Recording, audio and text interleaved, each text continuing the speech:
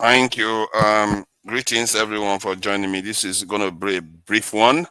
I just thought I should touch on some of the areas that were not covered in the topic of Trump threatening Nigeria. I'm a bit surprised about some of the stuff I saw today. I've never seen some Nigerians so happy. And it's very interesting. This statement here, warning the Nigerian government better move fast, is something that they are not reading anything into. And there is also this video I want to play to show people some of the implications of what they don't seem to understand. And it's scary. I guess you can't always blame people. Not everybody knows these things. They think, even if there is evidence that these people don't care about those things, they think these people care about what we are doing. Like they think Tinubu is going to Washington and he's going to have a conversation with Trump, and Trump is going to do something, and they're going to come to an agreement that's actually good for Nigeria. Come on, man. If that was the case, we are not going to be here. These are the people that refuse to sell weapons to us. At first, Trump did sell eventually, because Trump is a deal maker.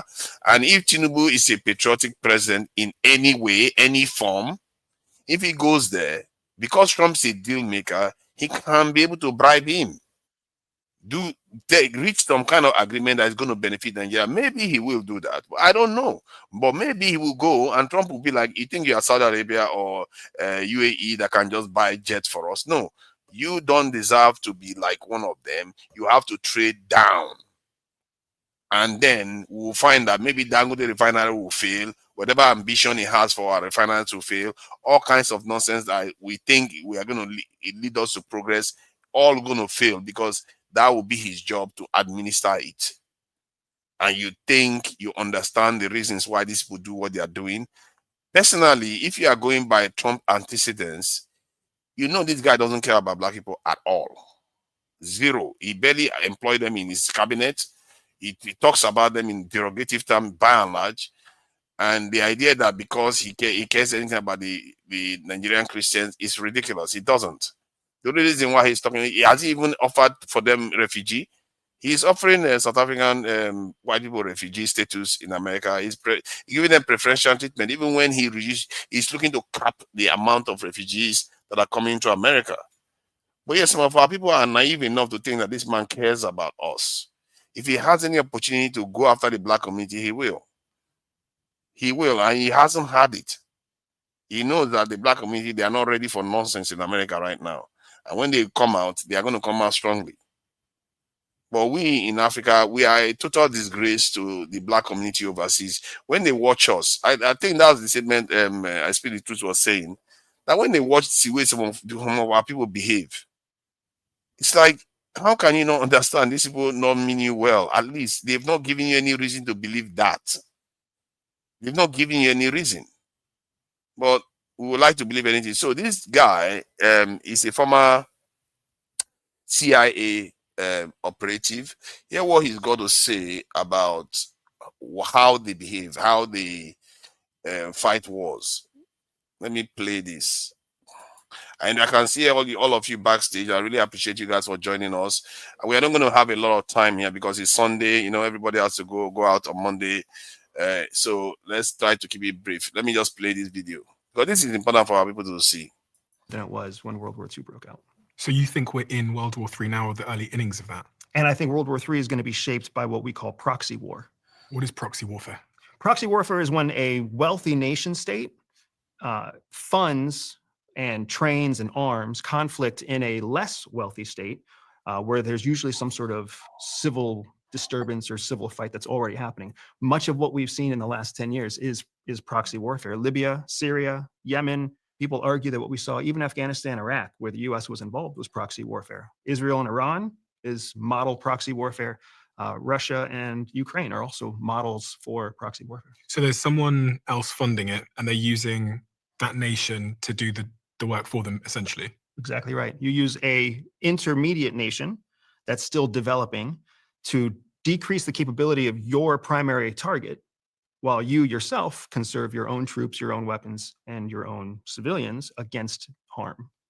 Benjamin, what's your take on that in terms of us being at the start of the precipice of a world war, and it looking like a sort of a different set of weapons, a different way that we'll fight each other, and the internet and digital warfare being a part of that? I don't think since the beginning of the Cold War, let's go back to 1947 or 48, I don't think we've stopped fighting. I just think we're fighting wars of to wipe out terrorists and save Christians. And I see that some Nigerians are celebrating. Of course, I'm in support of stopping all aid. Like, seriously, why are we still collecting aid at this age? But some people are saying, well, he's not going to invade Nigeria. It won't be an attack. It won't be an invasion, just because of the way he put it, that he will be quick and sweet. But this man said that he's instructing the Department of War to prepare for possible action. And then he said, if we attack, it will be fast, it will be vicious, it will be sweet. Okay, I know that a lot of Nigerians are in love with Trump. But guys, history shows that help by invasion often make things worse, not better. I'm really hoping that he won't go through, because I'm really, really hoping that he wouldn't. Because going by history, for example, in 2001, when the US wanted to invade Afghanistan, they said that it would be quick. They said that it would be a quick, decisive military action to topple the Taliban, dismantle Al-Qaeda. It ended up being 2 decades of war with more than 200,000 people killed. And then when the US invaded Iraq to topple Saddam Hussein, they said that it would be quick. But guess what? State institutions collapsed. There was huge civilian casualty and years of insurgency. The death toll is estimated to be 150,000. And then the power vacuum created the conditions for new terrorist groups to grow. And that's how ISIS started. And then in Libya, they went in, they removed Gaddafi, but there's no more stable government in Libya. Libya fractured into rival militias and became a hub for smuggling and violence. Even the Somalia mission in the 90s, they called it Operation Restore Hope. When the US went in there, it began as a humanitarian mission to provide famine relief amid a civil war. in fact, they said it would take 30 to 45 minutes. But it soon evolved into a more aggressive state-building and counterterrorism effort, which eventually led to the disastrous Battle of Mogadishu in October of 1993. And the thing is, Nigeria has a lot of natural resources. We have oil. We have a lot of resources that some people are really interested in. Personally, I believe that nobody knows your house than you do. And I think that the best solution is for the Nigerian government itself to take care of business and tackle insecurity. For God's sake, we've been shouting about this forever. Not even 1 decade. We've been shouting about insecurity in Nigeria. We are the ones that know the sponsors, the financiers. That is where to start. Because honestly, if we really want to take care of the bandits, the armed Fulani herdsmen terrorists, of Boko Haram, of the kidnappers, all these groups, especially in northern Nigeria, we can. I don't understand. Why wait for Trump to... I'm tired. Meanwhile, I'm curious, can anybody explain why you think he would use the word disgraced country? Because he said that we may very well go into that now disgraced country. Like, disgraced as how? And you want to say the country you refer to as disgraced? About disgrace, I think we are kind of a disgraced set of people, if you ask me. We are supposed, we even don't understand our importance, especially to the entire black race. Some of the way we behave, my God, I really feel bad for our people. and our entire black humanity. And this one, and sometimes it makes me want to turn to a total monster. Like maybe that's what Nigeria Africans need. They need a kind of Stalin that goes crazy on them. Because this is sorry, Father, are you moderating or you want to gaslight? You want to gaslight panelists? Please let him speak. I'm not going to do that. I'm not going to do that. Let him speak. And he tried it with KJ. KJ didn't like it and he stopped, but he won't stop with me. I'm not going to have the energy to fight with him today.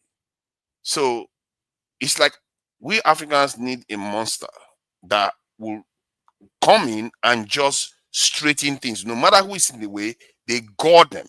Because what is the point? Because while we are playing, we are going to somehow get out of this peacefully, our people are still behaving as if they don't know anything. Human beings are really strange beings because we know the truth. We see the results in our hands. We know what America has done, like Adiola has just spelled out. But yet we'll say, yes, let them come anyway. Let them come. It's like that shows you that maybe human beings need certain kind of treatment to actually fix things, because you can't use logic here. Their feelings are hurt and they are going to demand certain things. They don't care where it comes from. Whether it comes from their arch enemy, they don't care. Whether that person is coming to kill them, they don't care. As long as that person kills one person first, then he kills them later, they are fine. That is how crazy it is. They would rather Trump comes right now. I can tell you right now, and I will ask that question. Would you be okay with Trump coming to Nigeria, kills Tinubu first, but later on he kills all your people? Would you be okay with that? Are you the moderator or what? I mean, I don't understand. Hold on. If you don't do that, we see KJ I'm not talking doing all that. the time. Are you the moderator? I'm the moderator. We see KJ talking all the time. People don't interrupt him like this. Don't do that. Because you don't like what I'm saying doesn't mean, because there are millions of people that actually wants me to say these things. It's not only about you anymore. You might want it for your people, but there are millions of people that will be out there hearing what is wrong with these people. Why are they believing in this nonsense that Trump is telling them? Trump has not shown you anything that he cares about black people at all. If anything, he calls us a disgraceful shithole and treats. How many black people do you see in his cabinet? What is wrong with us? We just, okay, yes, we like his macho stand. I supported him being elected. Hopefully that will open our eyes. And because when he comes and start bombing now, and our people start dying, and anarchy starts raining all over the land, I'm sure some people will still be happy. I'm sure some people are happy now with Iraq, are happy now with Libya, even if the country is upside down. Some people don't care. They would rather see their own land burn. They will see it burn and they will be poorer for it, but they don't care. And we say we hate our leaders for being like that because they run our country to the ground, but we are like that too. We would rather see the country burn as long as it gives us what we want. How about do the hard work and do what is best for everybody and the future generation? That's how they all did their own countries. And it's not even that hard for us now. All we have to do is tackle our leaders. Believe me, if you want to tackle America, it's not that easy. Those terrorist funders that you think you know, have you asked your government whom is behind those terrorist funders? Have you chased the paper trail? If you chase the paper trail, it heads back to them too. Are you going to go and arrest them? If you even look their direction once, you will vanish. Go and ask Iranian scientists or Indian scientists that have disappeared. That was a CIA official there that talked about how they use conflict that is already occurring. They don't have to create new organizations themselves, like they did in Iraq. They didn't have to create ISIS themselves. They took what was already there and amplified it because they use the people within the nation against their own interests. Because they feel aggrieved for one reason or the other, they will use them and they will happily do it. The question is, I know our people, no matter what I say here, it's not going to matter. They are still going to be willing to sell their own brothers into slavery and even sell themselves into slavery as long as it's going to help them ease a little bit of their pain that they feel right now. The trick is not letting them have their way. Because if somebody's in pain, You don't allow that person's clouded judgment to reign. You have to set them aside, and the people that have clear view of things should take charge. And this is where I think any visionary that exists in Nigeria or Africa at all, these are the times to emerge. Whatever you need to do, do what needs to be done. Because I'm sorry, it's not going to solve it. So slowly, it's not going to solve it. I came into politics thinking that loss of life, anarchy is wrong. You can't get to that point. But it looks like life is a strange thing. Logic doesn't work. Group dynamics, logic doesn't work. It's about either you deal with the problem or you don't deal with the problem. And whatever it takes to deal with the problem, whatever it takes, do it. Because the shorter time it takes to do it, then the longer the people have to recover from it and actually heal. Because this invitation for Trump to come and attack our country, when you know any country that man has, America has ever attacked, never does well. How can you? It just shows you that so many Nigerians will be happy to see Tinubu's head on the spike. As long as they see his head on the spike first, then their own goes next. They don't mind. That is how bad it is. And we can't let that kind of mentality win, because we are all, my own head is going to be there. I don't want that kind of mentality. If I want to die, let me die for a better reason than dying to fulfill another Oyibo man's whims. So thank you all for joining me. This is not going to be very long.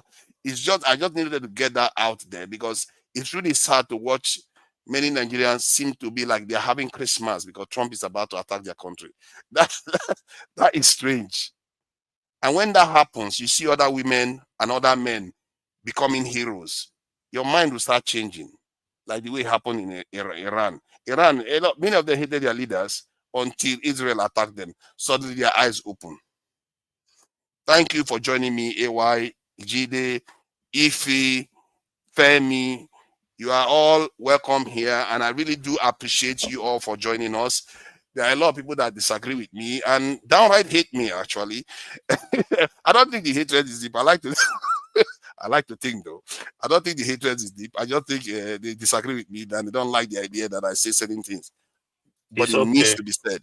It needs to be said. So thank you for joining us. Oh my God, there are a lot of many people. Times you go thank me now. You are just a troublemaker, really. Eh? You just keep making trouble constantly. Eh? But thank you for joining us. AY, what do you make of this welcoming of invasion from outsiders? Do you believe that some people they will be happy to see Tinubu head on the spike first, then their own goes next? They will be fine with that arrangement. Father, first of all, to be honest, I want to especially thank you for speaking on for the country. Forget what anybody say. Which I country? see some people, hold on, I see, no, Moriye, please. I see some people attacking you as if you stole their wife. Listen, you are doing the right thing. Prosperity will remember you, trust me. People like Femi, I've listened to him on these issues since yesterday. Listen, we cannot, see, we have issues as people, there is no doubt. Anybody supporting a foreigner to attack your homeland, you are not only foolish, you are an idiot. If Trump intention, like I listened to, if Trump intention is to put pressure on Nigerian government to sit up, to fix the security problem we have all over the country, I'm 1,000,000% in support. If his intention is to put pressure on the government for Nigeria to be a better place for everybody, I'm 1,000,000% in support of that. But you holding a country passport, you are happy that people are going to be killed. Even the people that so-called learned people, you know the history of America invading countries. Do you know any country, America, they've pulled their boots on the ground and the country is good today, is better, it's a better place today? No, there is none. So there is a special interest in Nigeria, no doubt. I'm even surprised that Tinubu is coming to America on Tuesday, right? You look at it. If you watch what Trump did to South Africa, it's the same playbook is playing with Nigeria. What was his? If I take my wife to a party and this is my wife, and probably she has dated or be with like 12 guys in that party, there's no Sorry price there about for that. the I man. don't know where this I one went to came a from. party Let me with find a him, way to. and I I've don't know did. where it came from. Unfortunately, I've did people. Ladies and gentlemen. Jamie, go over there. Go over there. All these So, enemies of progress want to take over. It's okay. yeah. So you see, you saw what happened with South Africa, right? What did he do? He accused South Africa of marginalizing the white South Africans without fact, of accusing the government of hate against white South Africans. That was Trump. Why? Because South Africa were at the forefront supporting the Palestinian issues. That was the simple reason. But for Nigeria, it's similar. Now you are coming. There is no anybody that will argue that there is no security issues in Nigeria. You are playing with fire. We have serious security problem. But don't come and pretend that you love the so-called savior of Christian in Nigeria. Because of that, you want to come and invade Nigeria. That anybody supporting that is foolish. Now, this is the time we need to come together as Nigerians to speak up whatever you have to protect your motherland. It's not the time to debate, oh, what the government, you hate Tinubu, you hate who. Tinubu is not the owner of Nigeria. Tinubu, the highest he can do, he will spend 8 years, I will get it from there. Nigeria will remain. So we have to, as people, speak up, whatever you can do. There is no two ways. You can send a tweet to Trump, said it, whatever you can do, you have to do it to protect your motherland. Trump is not coming to Nigeria to fight. If he means taking whatever and fight for your motherland, we have to do it. There is no two ways. If you die peacefully, no problem. It's okay. But it should not come and be threatening a country of over 230 million people. It's not the owner. If you like what you are saying now, Tinubu is coming on Tuesday. It's the same thing. Look at what he did to Zelensky, for example. They bully Zelensky after the next meeting. What he said, oh, don't worry, now you can even defeat Russia because Zelensky gave up everything they have. Yeah, the mines and everything. Yeah, that was what happened. So now Tinubu is coming. What do we know that Tinubu is coming to do? Now he's going to come and put all the discussion on the table. Okay, you know what? We need this. America needs you. Got to give us the natural resources. Then we got to support you. Then you hear different tune. You will soon hear it now. Maybe this week, next week, you will hear Trump singing another song. It's very dishonest. I don't even look at America. Knows how to strike deals. Tinubu knows how to strike deals. Look at America. America is in a mess as we speak. There is shutdown for over 4 weeks. People are struggling. America is not what people think. A lot of people are struggling. People cannot pay bills. People cannot pay rent. Healthcare is in a mess. Why don't you face America and face all this problem? But no, it's Nigeria you want to face. May God help him there. Thank you. Thank you. You know, I can't forget that statement that Dave Chappelle made, that he hates poor people because they cannot see beyond their pain. And sometimes it's not, for me, it's not hate. I understand the people that feel frustrated with Nigeria. Many of them even traumatized. If you're a family that all this stuff happened to, you probably feel the same way. But it's a little bit heavy to watch them happy at the same time. Because these people are supposed to be upset. They're supposed to be angry, solemn, or a little bit silent, that a nation is about to attack your country and you don't know where it might end. You don't know. Maybe that nation will attack because of Niger is next door. Something happens, you know, Niger is not very friendly with America. You don't know, something will be flying, they knock it down, and the whole thing escalates and spins out of control. People don't know. Maybe this whole thing is a setup. And when I said it before that who do you think is a threat to Nigeria? I was asking it just how many months ago. Some people don't even understand we are facing threat. Today, what is happening? Shocker. You are naked. To Nigeria, please, with due respect, you started this conversation with a long intro. So one person I just. So when I asked that question about whether we have enemies, most of our people don't think we have enemies. When I said anybody that is technologically more advanced than you, economically stronger than you, are a potential threat to you, they think it's a joke. Forefathers. It was always going to happen. This day was always going to come, and more is going to come until you do what it needs to be. When you say you don't have a nation, the reason why you don't have a nation is not because you don't have schools. Forefathers. Because you're not taking care of your national security. Yes, to Nigeria. Thank you. You keep reiterating the same thing. We all have differences in opinion. You cannot force your opinion down people's throats. Brilliant. Jide, please. He's giving a monologue. He's not forcing his opinion. Jide, I speak.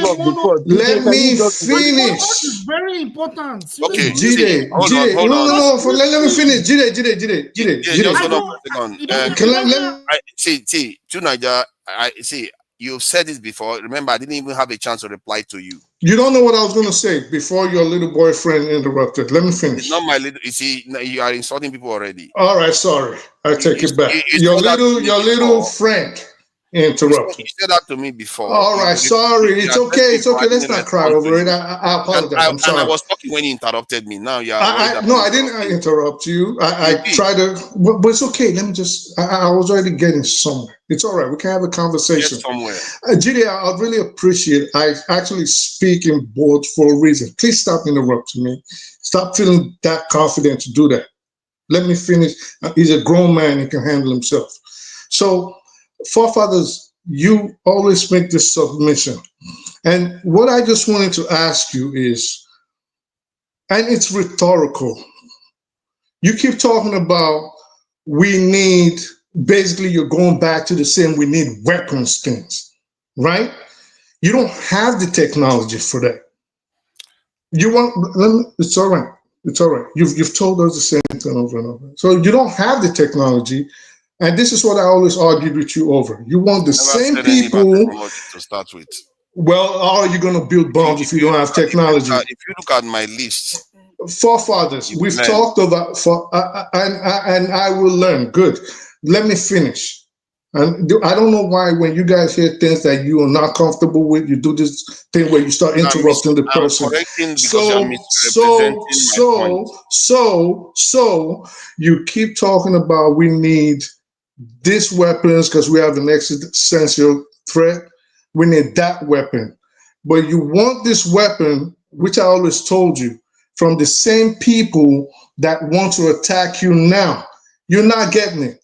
You're not ever going to get it. The best security Nigeria can give itself. Now, you see, now you just cover my whether you like it or not, the best security Nigeria can give itself is to be fair to its citizens, to make sure the lifestyle of its citizens improve, meaning you invest in education, you invest in agriculture, you invest in industries, you invest in the medical sector, you improve your basic infrastructures, electricity, roads, improve on your justice system. That is the best security Nigeria can ever give itself. Not all these phantom ICBMs or aircraft carriers that are not coming anytime soon. They're not coming anytime soon. So focus on the basics, build people that will believe in that country. And you can only make them believe in that country if they have a reason to die for that country. I don't know how that is so hard. Well, yes. Thank you. Then thank you for letting me speak. You've made that point twice, and I've not had the chance to respond. Now I will respond directly to it. First, he misrepresented my point by saying I was talking about technology. I refer to we have human beings there in Nigeria to secure the country. I'm sick of watching bandits ravage villages, towns for hours and nobody's there to respond because technology is not going to arrest them. America has the best technology in the world. Listen to that because that is very critical. They couldn't tame even Afghanistan with the best technology. They needed human beings. In Nigeria, we have human beings in abundance, jobless human beings. You know, when you give one person a job, you create economic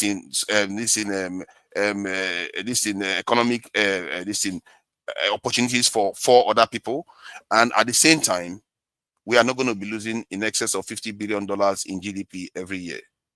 This is one of the most important investments you can make, and you sit there and tell me that is not important. It's economic investment. But I'm not going to begrudge people because some people prefer that we down our tools while all the Western countries they are all running to are well secured. Every single one of them, the UK, Canada, every single one of them are secured to the teeth. And they come and tell us not to do the same. What kind of thinking is that? That scares me beyond reason, that people like even him is saying such things. It shows you how deep the compromise goes, that we can't even recognize what is good for us anymore. Who said we shouldn't build hospitals? The only way you can do those things in a sustainable manner if you can defend it. Who allow you progress when they can stop you? Do you know they get rid of your breakthrough scientists all the time? All nations that want to emerge, you have to struggle to emerge. They will get your own scientists, they will see them and they will kill them because they know without them you can't survive, or they will take them away to go and work for them. That is how they behave. That's how nations. This is not like me making it up. That's how you've spoken nations 3 behave. times now in this program. Are you? If you are not going to be here to listen, then go, because I'm not interested in people.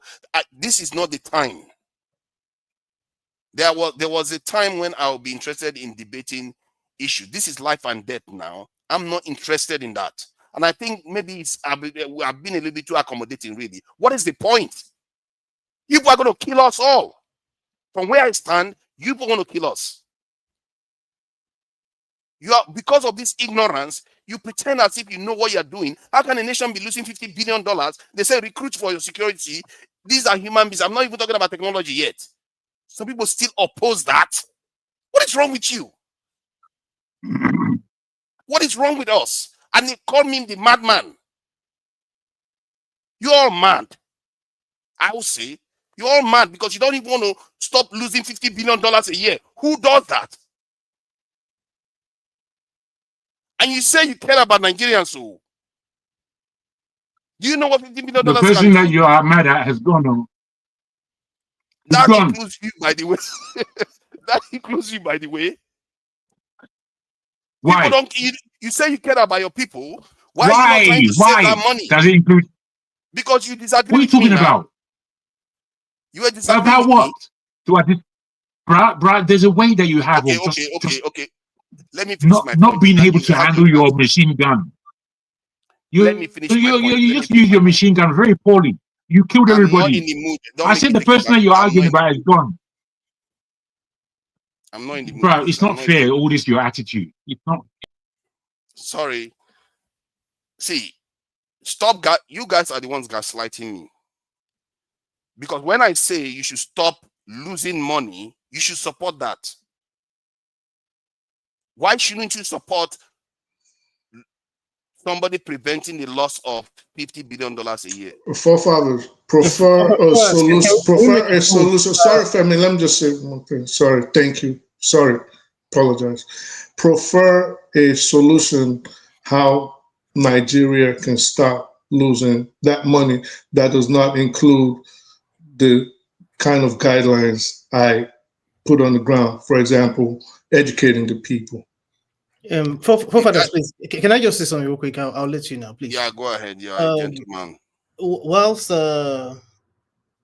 we can listen to you and we can agree to disagree. However, I think it's also a good thing to. I'm not trying to teach you your job. I can't do what you do, but I know you're trying to moderate, and at the same time, I also think it's best to allow people say their beats, even if you don't agree with them. That's because at the end of the day, you're trying to moderate. I'm not trying to teach you a job. We're here for a reason. Yeah, you are right. Can Maybe I that was my say mistake. something? Maybe I should just have had the monologue and is ended the giving a show. monologue. He's not saying everyone should not express their views. No, Jide, I understand, but it gets to a point. We all watch TV programs. It gets to a point when someone is moderating. I mean, I'm not a professional, but I watch people moderate. There's a way to moderate. I'm not saying. I think maybe it's my mistake. My mistake is bringing people in. Maybe I should have just monologue until I'm ready to bring people in. Some people can do that for 1 hour before they bring people in at all. That is the normal procedure. It's just that you are all here when I'm monologue, because I feel like it's maybe rude to keep people backstage. Or some people don't even share the link so that it looks like you're just watching. Then later on they share the link. So that is how it is done. The reason why I'm saying this thing, because at this critical juncture, it's not necessarily about debate anymore, because now the rubber has hit the road, and I've been warning about this about day that is going to come. Many of us don't even believe that we had enemies, that we are ever going to be attacked. And I mean, a lot of you have said that before. We'll never be attacked. Why would anybody attack us? Can I say something, forefathers? To be, with all due respect, you are being rude and being disrespectful. You can take me out anytime you want to. Who are you? Because you are moderating. You think just because we disagree with you, you don't do that. What did I say to you? Listen, hold on. People have right to express their opinion and their feelings. Yes. Just like you do, but you can't come and threaten people. People, if they disagree with you or say something, you take them off. I said, this is I'll take them out. I'll take them out. No, you don't have no right because I'm to do hosting. That. They haven't I have said a right. anything wrong. Everybody, no, you are interrupting me. You're not letting me moderate. It's okay to disagree. Do you understand? This is not about disagreement. It's about moderation. I do understand. But it's about moderation. If you don't like me, if you don't like how I moderate, then you can leave. This is not your show. It's not your channel. I literally created the show. It's not my channel, and I'm allowed to host a show. Don't come here and think see. If you don't like how I moderate, don't come here and think you can. Hold on. I'm not bullying you. Yes, you are. You are bullying. I'm telling you that. See, no, you're not I'm not stopping from talking. You cannot tell enough. me. I'm not going. See. I'm not going to keep debating this. Okay, you are wrong. You are rude. Hold on. You can go. It doesn't matter. You don't have to be here. I shouldn't have brought people in. No, see, why do you people keep saying moderating? It's not how to moderate. I'm not moderating at the moment. Forefathers, you my guy. Allow people to talk and see. Hold on. See, I'm not going to allow people to tell me how to moderate. Forefathers, but we saw you do the same thing with KJ now. Abba. Forefathers, and I apologize to him. And I apologized to him and said, you should allow him to moderate.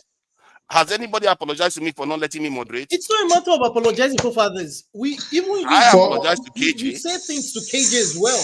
Forefathers, you my guy. I apologize to KJ. But let's look at ourselves in the mirror. Abba. See, hold on, Niger. Forefathers, what is going on here? People for doing certain things. Let me finish what I'm saying. It's the height of why is it that when people come here, they feel like they own the place? Because I just no. Forefathers, I think I cannot say certain things now. I think everybody wants a balanced conversation. If we're being honest right now, wait, but hear me out. I understand, but hear me out. Two people that would have been on Audie's side right now are gone. All of us will more than likely be speaking from the same perspective. We're not going to gain anything if it's an echo chamber and we don't have dissenting opinions. You know what I mean? So it's good, especially since you have a position that we all know. Let people that have an opposing view be on, and that makes for an interesting show. So you can ask them questions. A lot of times, but that's it. But you need opposing views to make it very interesting. Just to be fair, and I don't think that's what you do. But bring Iffy back, bring other people that will support Audie, and let it be interesting. You see, this is why I like KJ. KJ will just end the stream. If you guys don't like it, you just end it and go. What I could just do is because that's what happens. Because that's not true. He has threatened to end the stream. I don't even agree with a few KJ times, sometimes. and they stop him. It's not even true. No, he has threatened to end the stream. It's not true. He has not threatened to end the stream. Forefather is not true. KJ has not threatened to end the stream. Okay, It's that's not fine. here. Yeah, I I'm don't even lying agree now. with KJ sometimes. It's not true. Let's Okay, not do I'm this lying yourself. then. I'm lying. So, how many times have you heard me lie about somebody or this panel? Forefathers, You are telling me you know it's what? not Let's true. continue. Let's just moderate.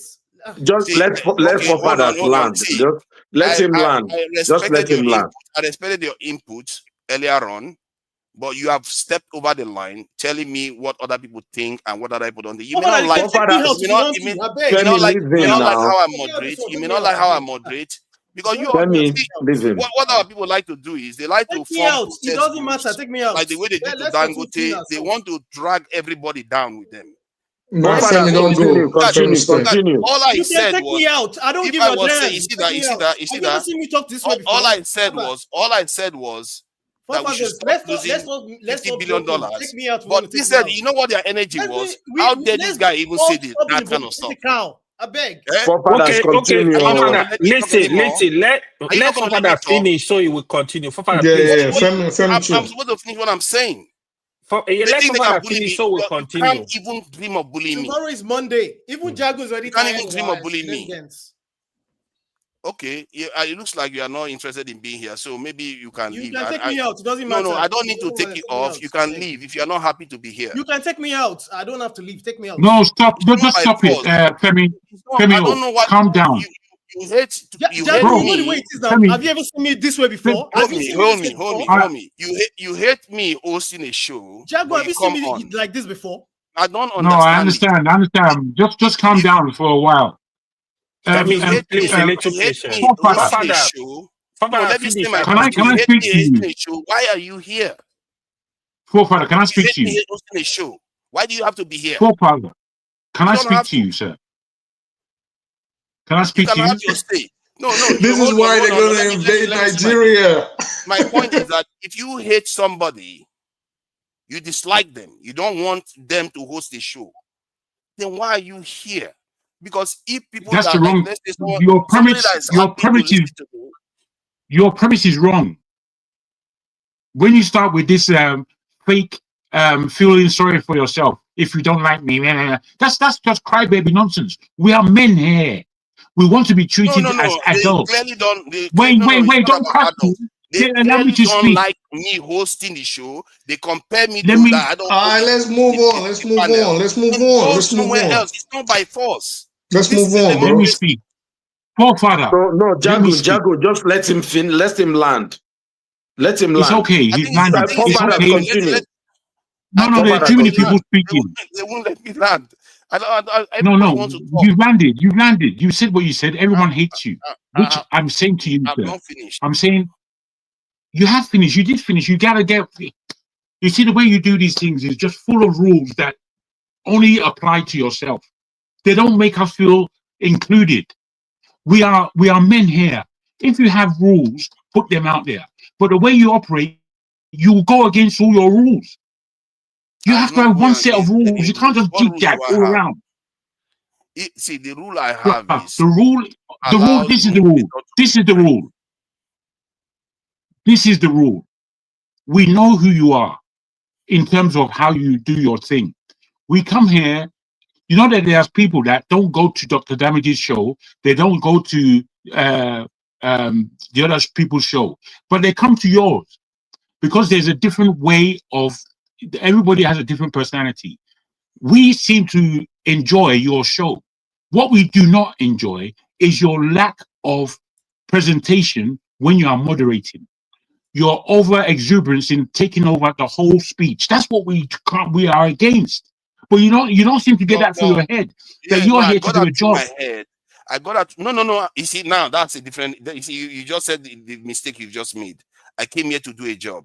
I came here to present a show. Yes, now. A show in my own image, which is your job, not in any other person's image.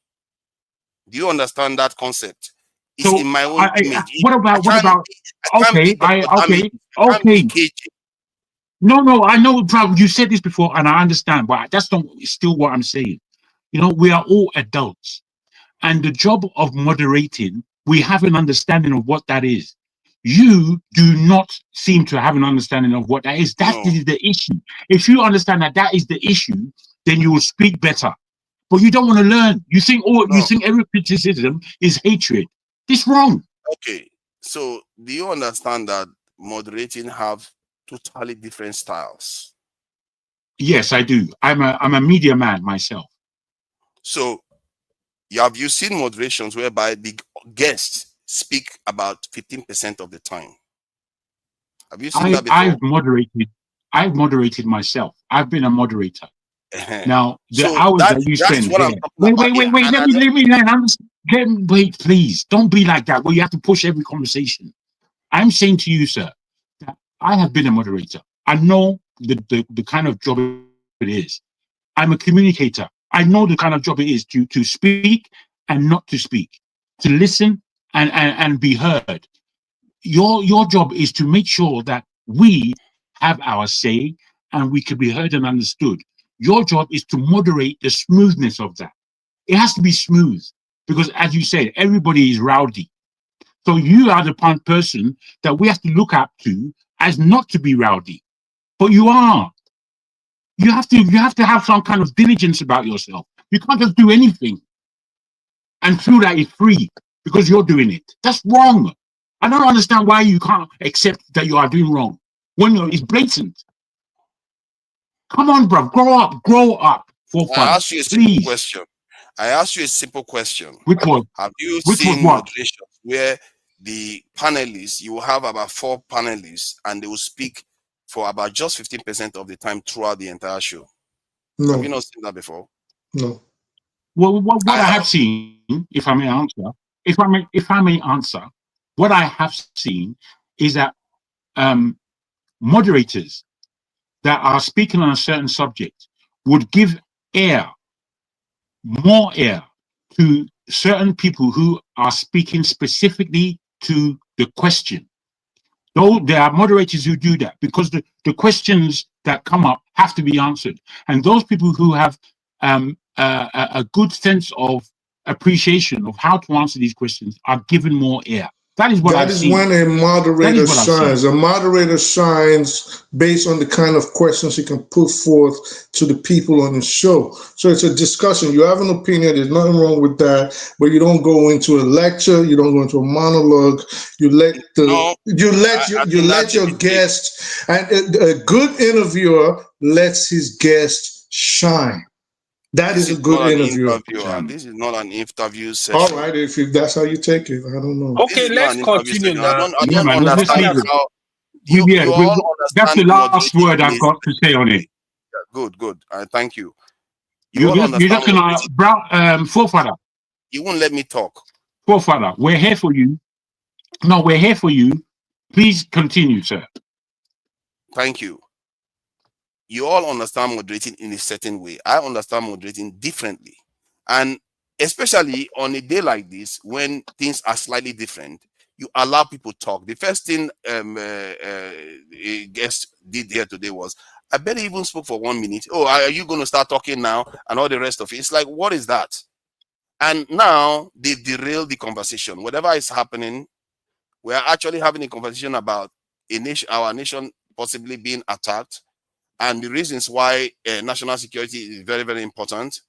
And many of us will say we care about our people, but when this critical point is being discussed, instead of all concentration should be on the fact, because they hate it, for some reason, they hate the topic. Don't talk about it. Talk about our people just eating. Are we animals that we live only by food alone now? And when many of us go to church where you hear, oh, you don't live by bread alone. But somehow it's only about food we care about. I don't understand the logic. Personally, I'm fed up of it. And maybe what I'm going to be doing is I'm just going to be having monologue sessions and not bothering, because sometimes one gets exhausted for a while. Maybe give it a break of interacting. It's not by force to be doing this type of stuff where you come online and then people start jarring at you because you have your own opinion. I'm not saying you should not have your own opinion. I'm just saying that don't stop shutting mine down. I might rant for a bit long. Yes, that's true. I do rant for a bit long because I don't see anybody ranting that way. Nobody's saying anything like that. Every day I wake up, I think, okay, how did we get ourselves into this mess? I wish our forefathers, somebody was warning them about some of the mistakes they were about to make. But maybe it's down on me now that just warning is not good enough. No matter how much you want, nobody will listen. This is why I say experience will teach us a lesson. Maybe when we have some very, very terrible experience, we'll know. No matter what you say, it's not going to matter to anybody. No, they will not care. And even if everything I've been saying is coming to fruition, there's a reason why I prefer Trump being in office. I predicted this type of stuff is likely to happen. Some people think we are not going to face a security risk. We are facing it right now. A serious one from external that we thought it was not necessary.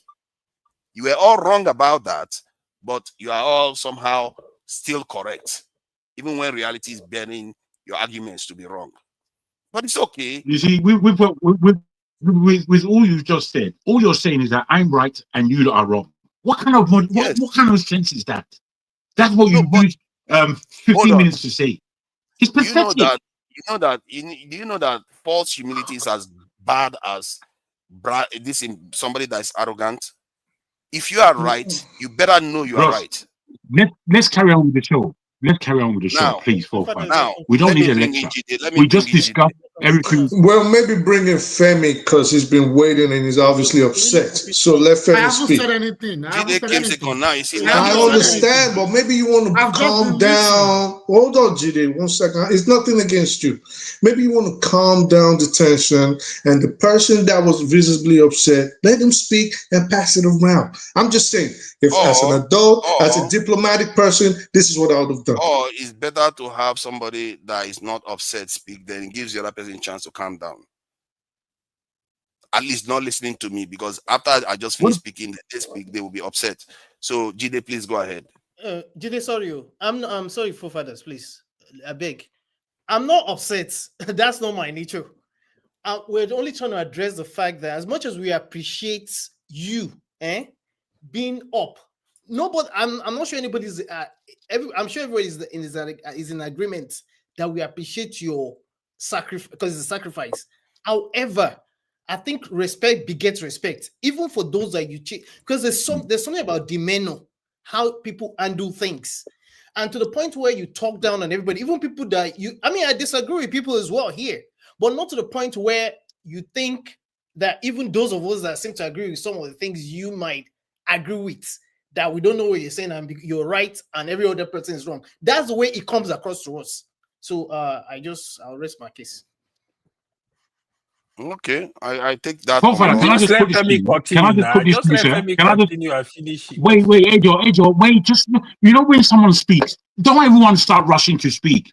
Just be quiet. Let someone say what they've got to say. I was about to please just do that for me. I was about to speak and everyone is just around. Let me okay, sorry. Forefather, I don't know if you want to take a day off. I'm just suggesting this. Today, why don't you be don't be a moderator. Let someone else do it, and you be a contributor like the rest of us. Just to take the pressure off you for a while. Maybe it's a pressure because as everyone had said, forefather wants the pressure. He wants all the pressure. He's never going to give up that power. Never. Give up that power. Oh, okay, goodness, you guys. I don't know, man. You guys are like herding cats. No, I'm just messing with you. I'm just joking, bro. I don't understand why you have to go that direction. Telling me that. Oh no, don't because you are so fragile right now. I give the moderation up there. Let Jide speak. You can't tell me what to do. Come on, man. Don't do that. Speak? I suggested. It was just a suggestion. Okay. Yeah, good evening, everyone. It seems everyone is hot this night. I didn't even know I was going to come here this night. Everyone is so hot. And I missed the last show. When this night I just came across the link. I was like, oh, there's a show by 8 o'clock. I was like, okay, let me join. I know there was already a show going on where you guys already had some issues. I don't know, but it seems like a lot. You guys are hot right now. Anyways, for me, like everyone, I've always said it on this show. Everybody's entitled to their opinion, and I disagree with so many people on so many things, right? And I learned from so many people as well. I learned from different perspectives, in as much as I disagree with different perspectives. Forwarders came, he's organizing a show, and he's giving his monologue. And one thing we need to understand. No. Don't talk about that anymore. Let's continue with the show. Jago, don't do that. You are not the only one. You see, what is this, Jago? You need to stop this now. I'm telling you now, because you started it even on the other show. You started at me, and you came here and you've been doing it. I've allowed you to carry on, but you are being disruptive now, and I'm calling you out on it. I think don't do that anymore. I've had enough. Allow him to speak. Let's move on. I think the only way we can get better, politically, is not just by always speaking and disrupting people, but always listen. We need to always have the habit of listening to people, even if we don't agree. There are so many people on this platform. I disagree with them, but I listen. We should always learn to listen to people. Take our time to listen, even if it's going to spend 30 minutes. Let him land. Then you can now respond and say, hey, guy, you are taking too much time, but listen to him. That's my first perspective. You see, it's very unfortunate that we are in this mess. And the way we are reacting to it, I'm very disappointed.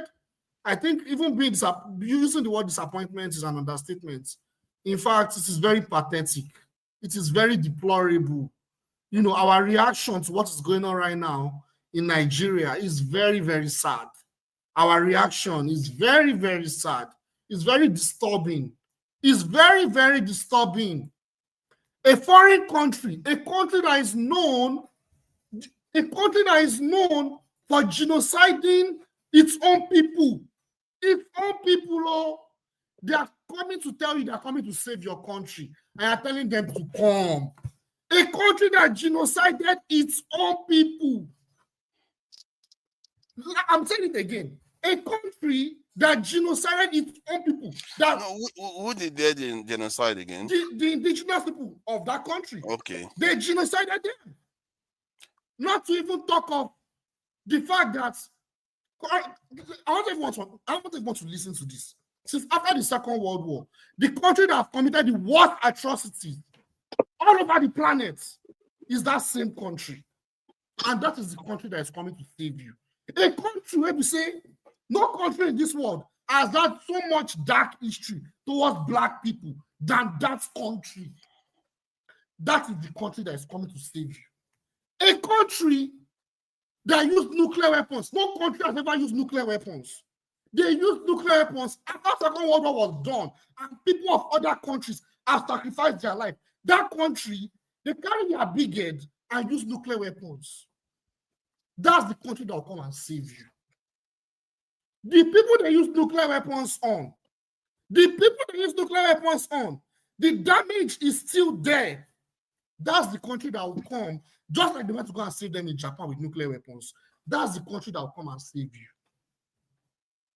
Think about it for a second. The country that orchestrated the problem you are complaining about, backing the problem you are complaining about, they are crying about, they are now coming to say that they are coming to help you, and you want them to come and help you. It's like saying, man, it's very sad. See the way we are talking. It's very, very sad. A country that enslaved our own people and made the descendants of people they enslaved to be lost for life. That's the same people that want to come and save you. Why are we lost? And those people that were enslaved, they are watching our behavior now. What is our problem? They are watching our behavior.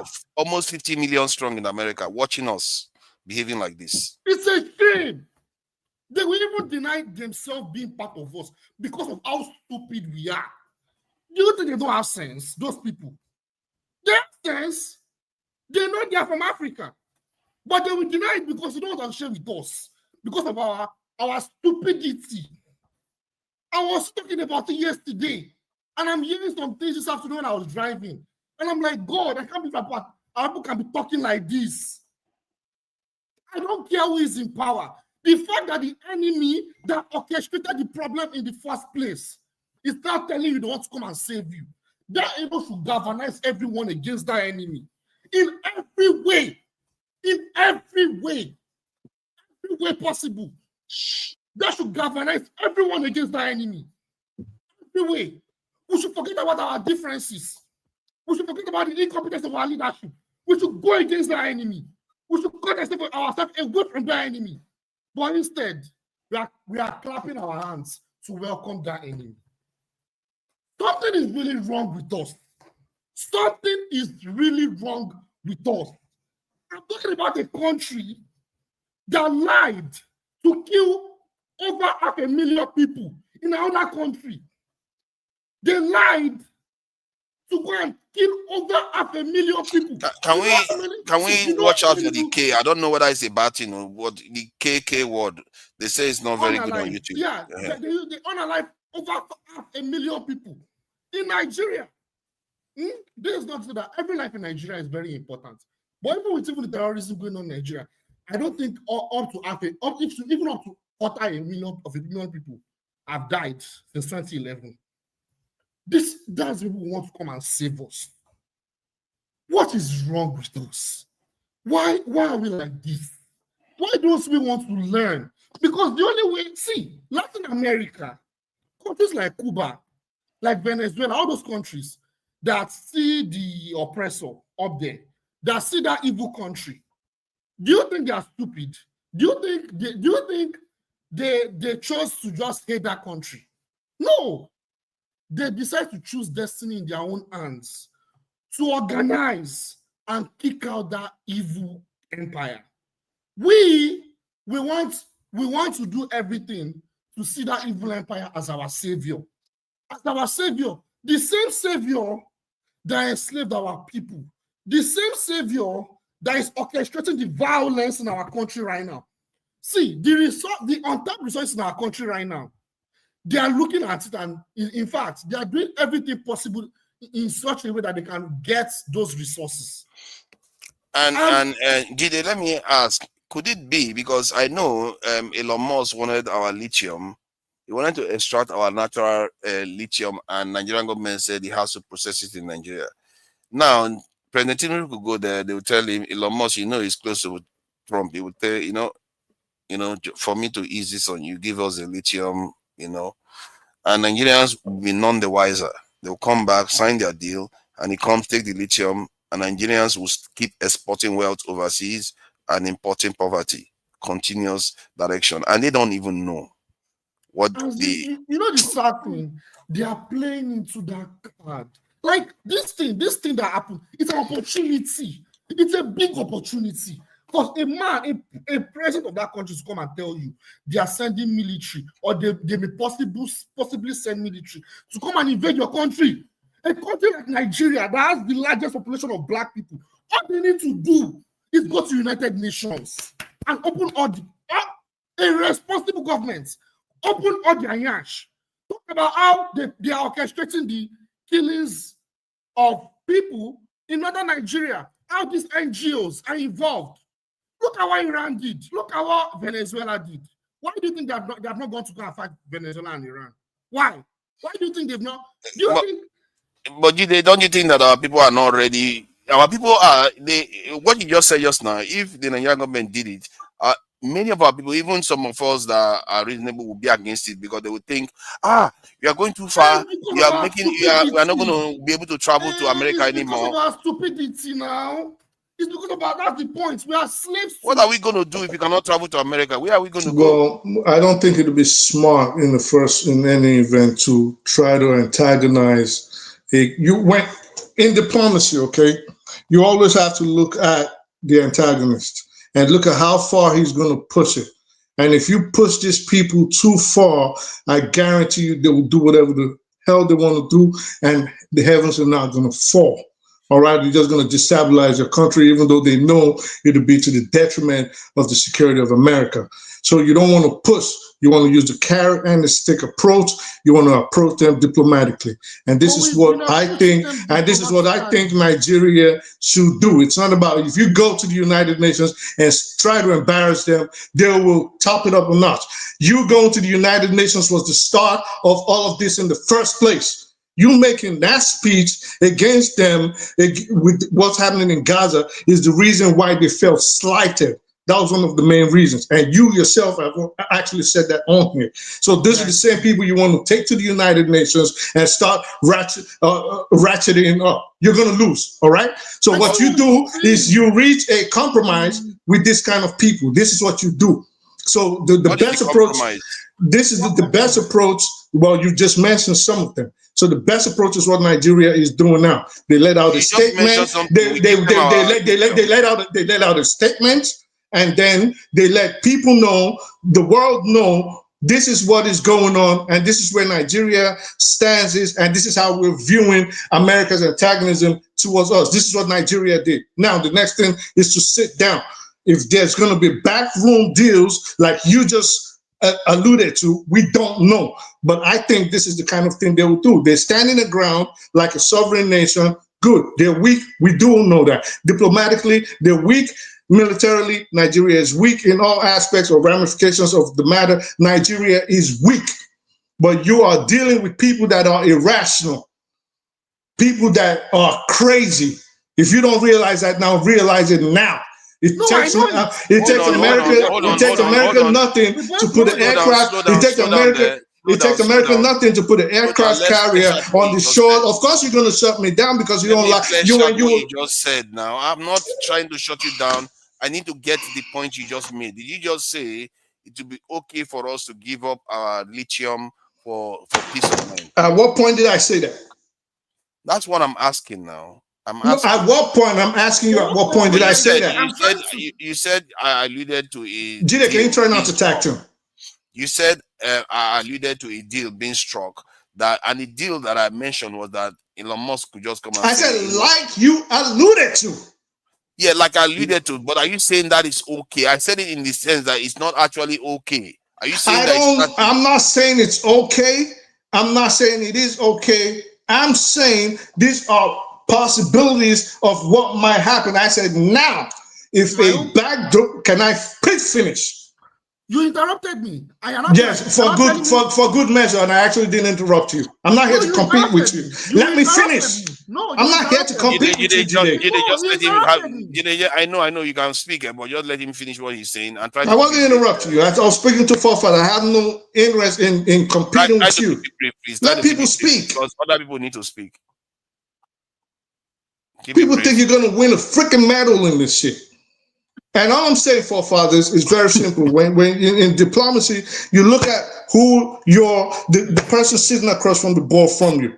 You have to be able to gauge that. And I think at this point, the Nigerian officials have been doing that perfectly. They have tried not to escalate. They've tried not to force America's hands. Because if you force America's hands, they're going to carry out that action, whether you believe it or not. So what Nigeria are you saying that they are playing the South African game? I'm saying Nigeria is playing a diplomatic game. So what Nigeria is doing right now is not force America's hands, not to ensure. Can you put your hands down? I don't have a gun to your head. So what Nigeria is doing is make sure that this does not escalate. It is chess. It's not checkers. This is where we're at right now. If the Nigerian officials insist on a confrontation, let me finish, sir.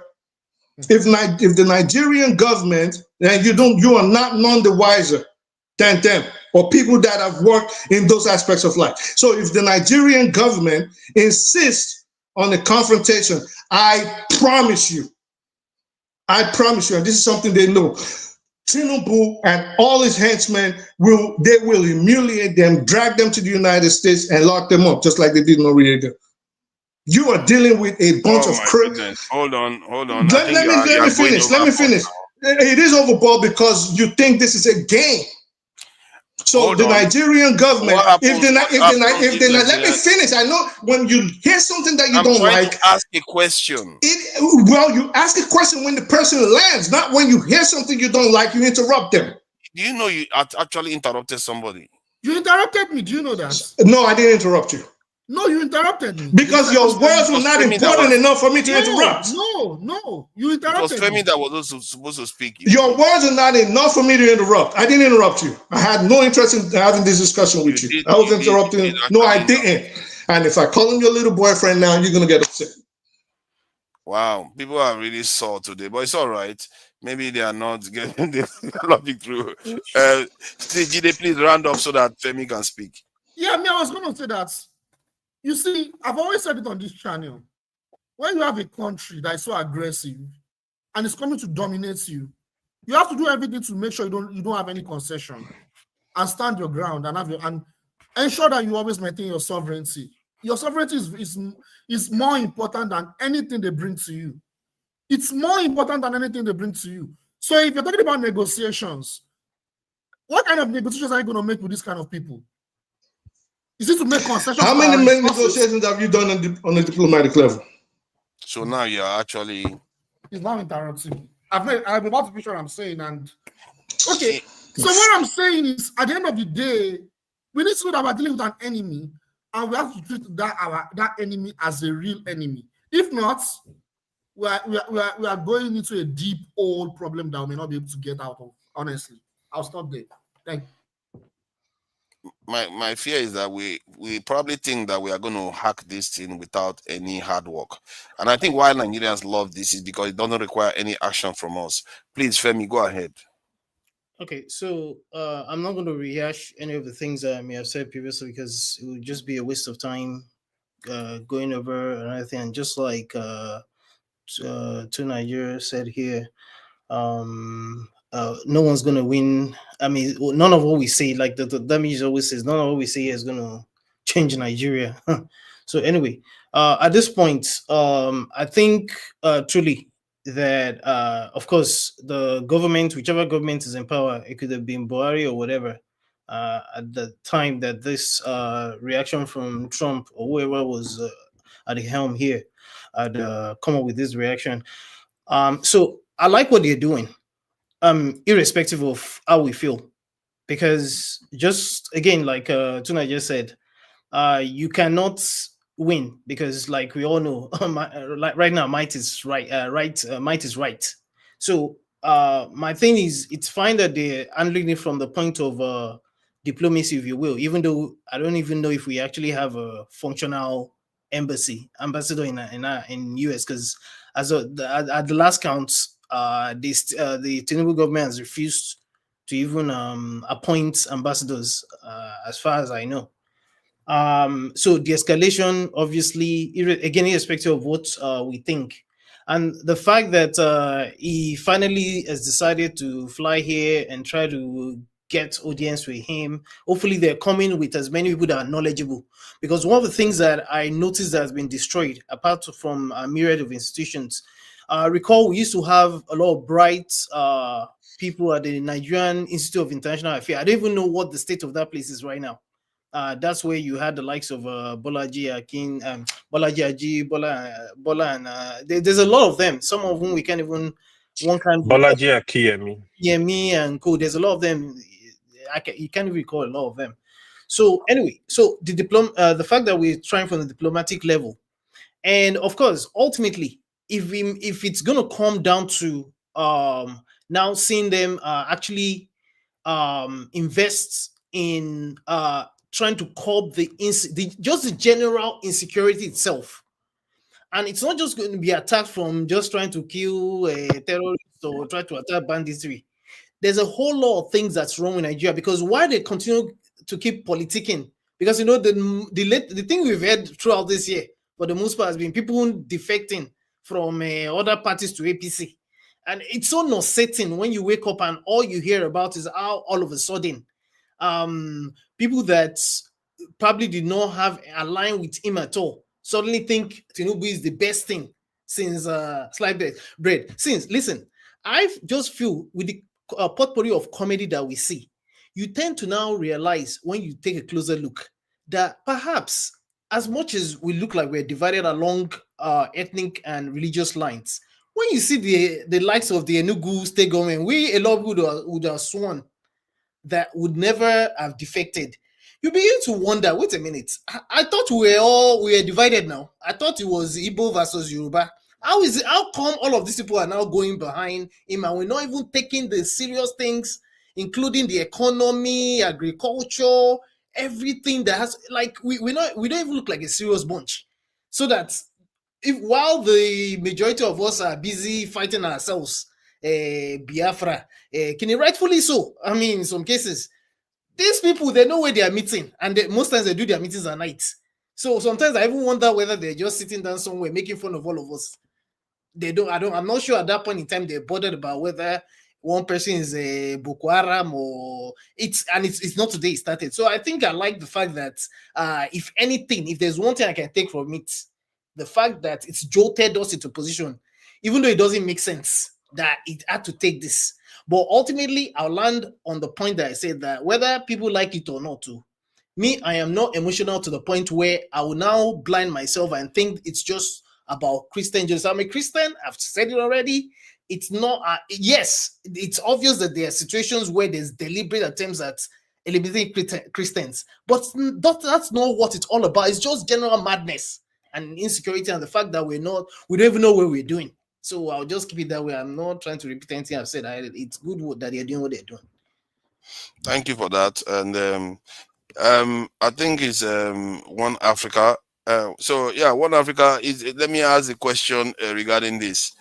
Do you think some Nigerians will be happy as long as the President Trump comes and corrects Tinubu by putting his head on the spike, even if the next person their head is going to be on the spike is probably us? If that is the case, would you be okay with it? Like, first get Tinubu, then come and take us. Would you be fine with that? Well, it's nice to have to be here again with everybody. Forefather is like an abusive husband that you keep going back to. So somehow we like his style and we do criticize him. His main friend here is AY, who you see everybody criticizes him here. Your mouth. AY didn't say anything. For AY, Forefather can never do anything wrong. I don't know why you just face what I didn't criticize him. started again. I was even talking to you see. His darling is like, don't leave me out. Don't leave me out. Just one. Jide said, I love you more than anyone. Wow. There are some people that are more geopolitically aware than that are not that, but it's okay. Go ahead. Monkey no fine, but if mama like her, you see, Forefather is a beauty to behold. Monkey now, it's okay. If you don't understand that, I do understand. Go ahead. Yeah, but look, fake Africa, is very petty. Just face your front. This is actually on a lighter note. I'm not even, look, I think everybody, I'm trying to come in peace. I'll tell you, the reason I join Forefather most times is to make sure, I just want to make sure that we have divergent opinion. Because, it cannot be about how one person thinks. Look, when I remember when earlier on, when I Speak the Truth started coming to the show, that was maybe after me. But, he just went after me hard. But, look, if you look at, we're not all so different. He has his own bias. I do have my bias, but we're going to respect each other. He spoke very well tonight. When the Gaza thing was going, I was on the other end. I believed it wasn't our problem. I still believe it wasn't, it's not our problem. But, but people were after me. It's like, let's just have our own. Some people said, if you don't believe, if you don't speak, you're stupid. AY went on tonight again. If you're not do this, you're stupid. You're this. We don't have to call other people stupid for not towing our own line of thought. What's the freedom we have? Freedom of, thoughts and freedom of speech, freedom of association. Don't we have that? Forefather, I'll tell you, also the way you took out people tonight, that's exactly why Nigeria is where it is. You see, Imagine if you were given the Aso Rock position today. You'll be like, no one can do anything. Imagine, like, if you had power to take people out, this is how you'll be unaliving everybody. Like, this person, I don't like, unalive him. But you're here every day criticizing people. See, well, you are for benevolent dictatorship. At the same time, we have issues following rules. Like in the UK, they have more than 1 million convictions, criminal convictions every year. In Nigeria, they barely have any, 30,000 or so. So we as a people, we have a culture of not following rules. And whenever anybody tries to enforce it, we think that person is a dictator, even when they are actually being normal. Well, you see, that's perspective. You see it as normal, but guess what? If we vote on this platform, you lose. And that's democracy. I know. But if you go to an American panel, you obey their rules. That's the problem. No, actually, you're wrong. In America, you're judged by a jury of your peers. No, I mean on an American show. If Nigerians go on an American show now, they will not make all this noise they are making. No. This is not about noise. I'm saying if this is America, we'll take you out of the show because we'll judge you as the jury and get rid of you. I'm just telling you things, so you can't understand. Move a moderator from an American show. America, we impeach president. We can impeach you and get you out. No, not on the show, not on a YouTube show. Well, we can stop watching your show. But anyway, we like you. Block people like crazy. Like if you say the wrong thing, they block you from the chat. Not to mention coming on their panel. You will not even step on their panel at all. Look, I do one thing. Let me just lay this as a marker. Nobody wants foreigners to come and invade their country. I continue to say that. What I said, and which is what I speak the truth, if you, and he's saying it like as a solution. I'm saying this should have been before as prophylaxis. I'm saying this should have been done before. If you want people to align with you in the days of trouble, how about getting them engaged? And people say, no, there's trouble now. Let's not speak about that. Oh, guess what? Next week, once Tinubu goes to DC, well, I'm worried about that. I hope he comes back, because if you see Tinubu in 2 years hasn't gone to the United States, because, I'm not going to say anything. The way you go deep, the way you go deep. But it's true, though. Are you not thinking what I'm thinking? The man hasn't gone to DC. He hasn't gone to UNGA, since he became president. No, he's good. Sorry? He was invited. No, I said he's good. Nothing's going to happen. No, I know, but of course you can be invited and detained, but you can't detain why would you detain a president? Come on, stop behaving like you don't even know what they did. That would be on my own. Why can't you allow me have my say? Don't talk to me that way. No, discuss issues. No. I'm just let him have it. You see, this guy is intolerant. It's like, I speak the truth. Is a Muslim, but he's respectful of people's view. This guy there's so much hatred in him. You can't, because that's your premise. That's why you can't tolerate somebody else that has a different view. How can I just say my view? He's against and forefathers. You can't stop him. And this was why I came to KJ show and I didn't want Masca to say anything.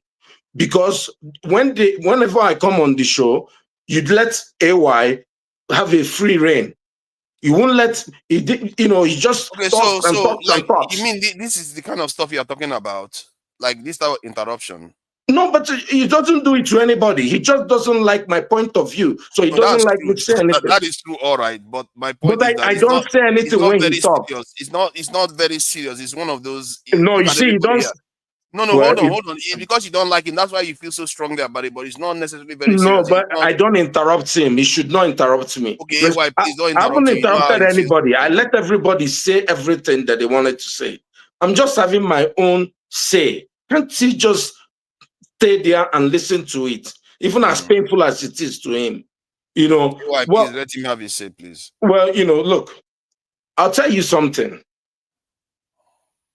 This is a country whereby people like, you know, and we talk about, Tinubu is going to give Elon Musk lithium. And I think I'm going to lose sleep about that. Who's been taking the lithium in Nigeria? Go to Nigerian exports, whatever, this, and check how much they make from lithium every year. Go and check. Who's been taking the lithium all this while? Anyway, why are we all of a sudden now becoming patriots to find out the lithium? People in Zamfara have been kicked out and being unalived, and the lithium is being taken. If it's going to give it to Trump, and Trump stops the killing, the unaliving of people in the Middle Belt, why am I crying? And people are all of a sudden, it's going to give our things to the oil. You know the problem with that? No, tell me. Because when you give him that lithium now, Mm-hmm. you are, according to Dangote, the way he calls it, you export wealth and invite poverty to Nigeria, and you repeat the same cycle again. Zamfara is already one of the poorest states in Nigeria. We already done that. Like, yeah, what but are we saying? is it not to change the dynamics instead of repeating it? No, do you think that Tinubu plans to change any dynamic in the next 6 years? I asked you this question yesterday. I don't know what Tinubu plans to. I really don't think. Well, you know, look, I'll tell you something. And, you know, I speak the truth, may know this. He knows Nigerian politics very well. Everybody knows why Tinubu has not addressed squarely the problem with the unaliving of people, you know, in the Middle Belt. And everybody knows that it's both religions that are being unalived, anonymous. It's not just, you know, Christians. Why has he not done? It's just based on re-election. He doesn't want to offend people. And we know the truth here. He doesn't want to offend anybody, because if you do that, you know, some people apparently will be offended. And someone is talking about going to report to the United Nations. Who owns the United Nations? Well, you know, it looks like it's on First Avenue. Last time I checked in Manhattan, you know, by FGR, you know, so like you're going to go there. Tinubu is not even allowing some people to get visa to come for hunger. If I said Tinubu, Trump, and you are going to report them, I'm going to report you to the person that is going to deal with me. What are we even talking about? This United Nations that is fraudulent is the same one that we're carrying Gaza. Go to their website, go and look for genocide in Nigeria. Not one mention, not one. And you think they like us better. Go and look at the Charter of the United Nations. Who created the United Nations? From the League of Nations after the First World War to the United Nations after the Second World War. Go and check who owns it and how it's formed. None of them is your friend. You know, if you don't know today, don't think, let me go and report to this Oyibo. You know, look. So, but you are aware that they are not our friends. Then are you kidding me? You think I'm stupid? What I'm saying is that to defend their country. The only way, what I've been saying is, hold on now. What I'm saying is, if we want to really be together, let's be together. Let's start organizing ourselves. Not when problem comes tomorrow, you start looking. Let me tell you, forefather, you know, this is why this narrative is very poor. When there was protest, I remember when people were calling for end of murder of all protest. People in the Southeast decided they didn't want to join protest. You cried yourself hoarse here, trying to say, why are they not joining the protest? They are not patriotic. Can't you see something? Can't you? Do you say that I was saying that people should join the protest? Of course, you kept saying it. Why are they're not patriotic? They should be joining protest. No, you know, I never said that. Why would I? Well, you know, when I know that the police will target Southeasterners. You know, they say, can't you people see that there are some people who don't feel you have 3 brothers in a family, and one feels that he's not involved in the family, and one day when there's a fight in the family, you don't think, you know, you think he's going to jump up and fight with you. You think he feels, and you're saying, oh, there was something you posted in the election, and really you shouldn't be doing such things. Or that the 2 billion or 2 million, whatever, black people will remember is the Southeasterners that welcomed the Americans. Who cares? Who do you think America will be sending? Is it not the African Americans here that will come as soldiers there? Who do you think is leading the command in Africa? You think it's a Igbo person? Not necessarily the way you think, but my point is that point was a very serious one, because I always say that to my Southeastern brothers all the time, that every time I hope you know you're one of us, and you continue to run. Because anything you love anything, me now. You want me to be part of the family. No, nobody. It's not about what. You want to let me tell you. So it's not like we want you or anything. Let me tell you. Anytime point is important.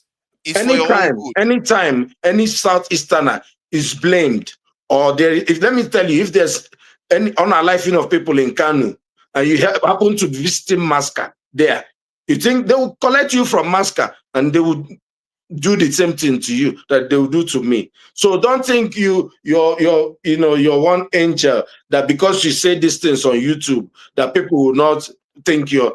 What we're saying, we need to get ourselves united, do the right things, do election reforms, give people a sense of belonging. Don't bring down people's shops. Don't tell people they are not from this place. Don't tell people you can't contest for election here. You're not one of us. You're not one of us. Oh yeah, we're not one of you. Okay, then that's fine. And now people are saying, nobody wants anybody to come and take their resources. What we're saying is, you're taking our resources already. We don't have anything to show for it. What if somebody else, that there may be some luck that they'll be good to us? Your job is to change that. Don't say it's I want to reply to something about. No, sorry, there are other people. I won't take up to a minute. I wanted to just say that the reason why I said they should use the United Nations to make a case is not because I know that the United Nations is not owned by the US, or the United Nations is not an hypocrite. I know. The point is to make a case, an official case, that this case, okay, we have a foreign country that is against our interests.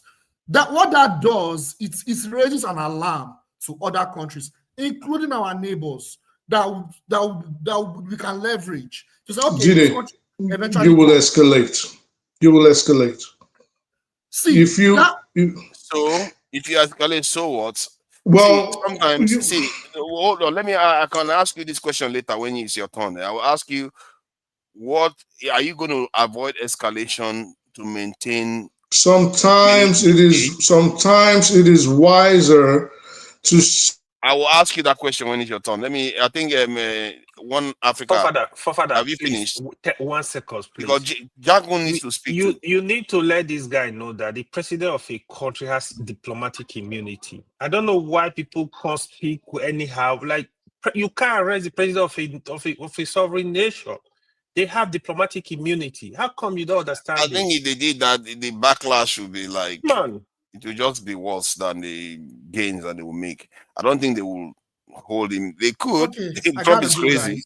Bye bye. Yeah, thank you for joining us, Jide. Let's see, the only reason I said about that 1.4 billion black people around the world, because let's say Trump comes and does something terrible in Nigeria, and then you see some, not all, because Chim was very happy to ignore that. Some Southeasterners are happy with Trump. That is what people will remember. People remember Chalabi today. Everybody knows Chalabi as one of the people that was supporting America invading Iraq. I doubt maybe anybody is naming their child Chalabi in Iraq at this moment. So these things are important, that we are aware of our actions, because there are repercussions. And the last thing I need. So you think it's only the Southeasterners that like Trump? So there are no Yoruba people that voted for Trump. I agree with you on that. Massive numbers. See, I don't want you guys hold on. From that region, I don't want you guys getting mixed up in this anymore. There's no need. You can just remain silent, like the way Americans do. Black Americans remain silent when they are deporting Hispanics. They don't want to get involved. You see what I mean? You can remain silent. You don't have to do anything. That's my own take. Because I just feel like the last thing you need is inviting more unwanted attention. So that's what the point I was trying to make. Let's have Jagun, the warrior. The See name is the see the reticence that you put in bringing me on. But you know, this conversation and the way we began and the way it continues is I don't know to say that it's counterproductive, but I just have to reiterate: whilst the world is spinning on its axis, and we as a people aren't following the fact that there are so many things going on, and we are very much included in the pathway to this new world order, and how, whilst our own position in Nigeria is important to us, for anyone in the world, anyone else in the world, especially those in power, they don't give a damn. They don't care. We have to really care about ourselves and know what we are doing in our own direction for the future of us, the future of our kids, for the continuance of our culture. Where Africa is concerned, we are probably the #1 nation in so many spheres, you know, culturally, politically, economically, socially.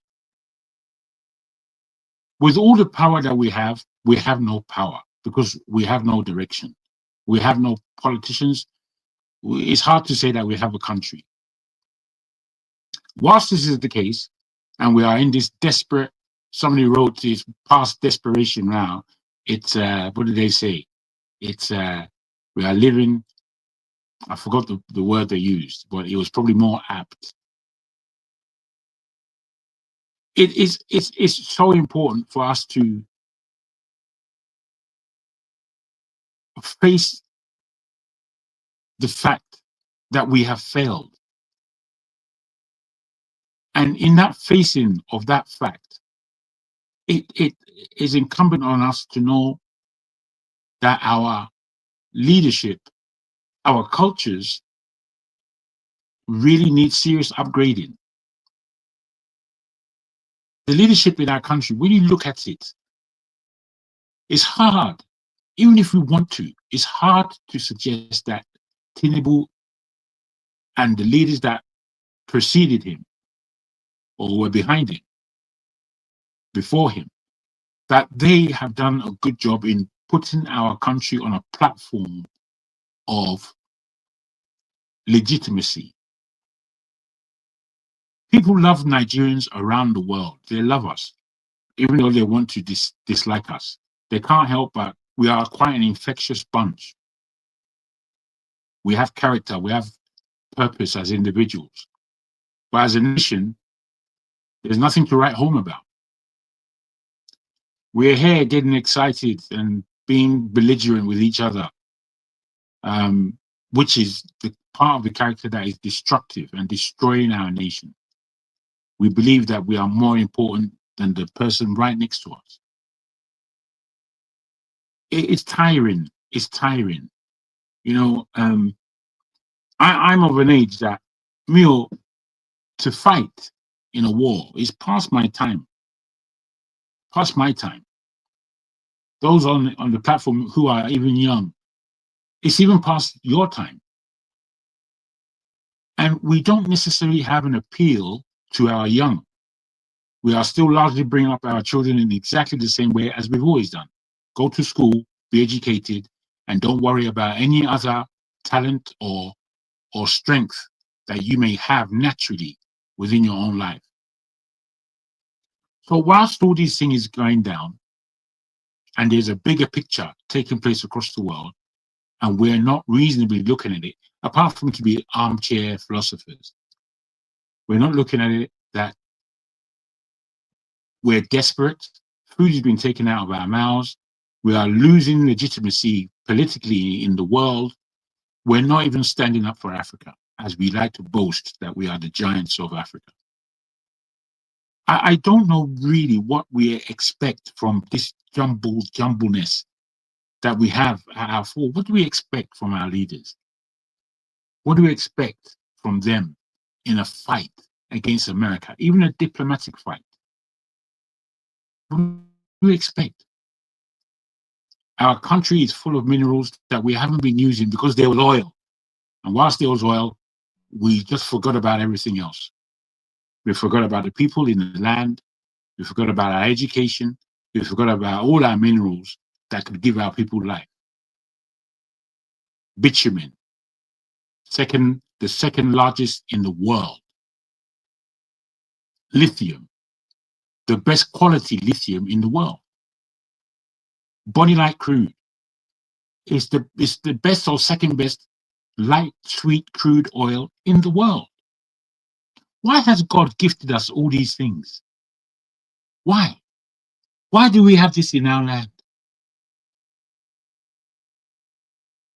I don't know the questions that we are trying to answer here. We bicker a lot. And if we just try to look at things plainly, we have been given everything, man. We've been given everything, yet we are moaning. We're moaning only because our people are wicked. I don't care who, Igbo, Yoruba, Hausa, Fulani. We are wicked. We just want to dominate. And we won't try to dominate the dominator, the Oyimbos or the Chinese or whoever in the world. We only want to dominate ourselves. The giant of Africa. What the hell does that mean? That means you're the giant of the midget bunch. You are all midgets, and the one who believes he's bigger, he calls himself the giant. Meanwhile, the rest of the world is happening. You know, I'm sick of it. I'm sick of it.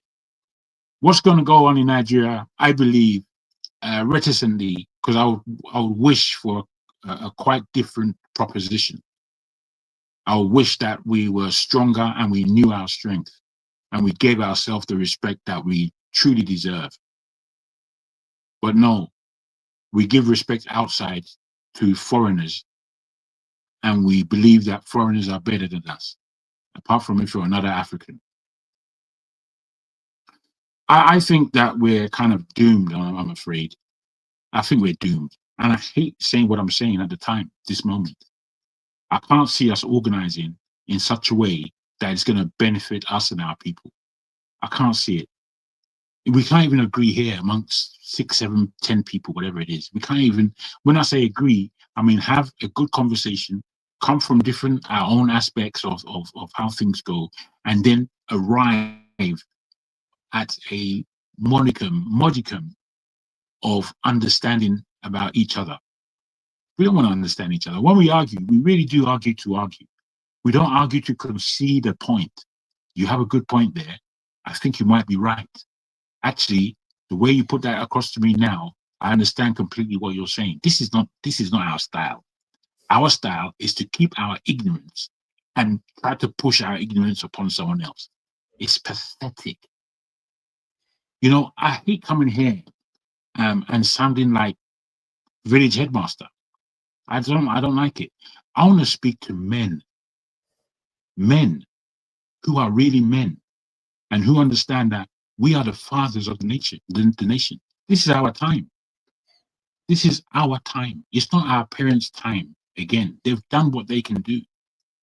As much as we want to complain about it, there's an awful lot to applaud our parents' generation for still. I don't think our pride is based on achievement. Our pride is pride for pride's sake. Emptiness. The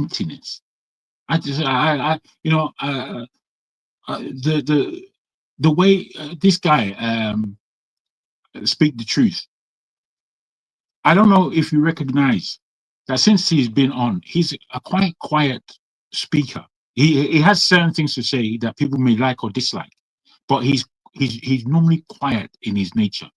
He's been raising his voice sometimes, but right now, over the last, I think 3 or 4 times that I've heard him recently, his voice is now loud, like everyone else's. Loud.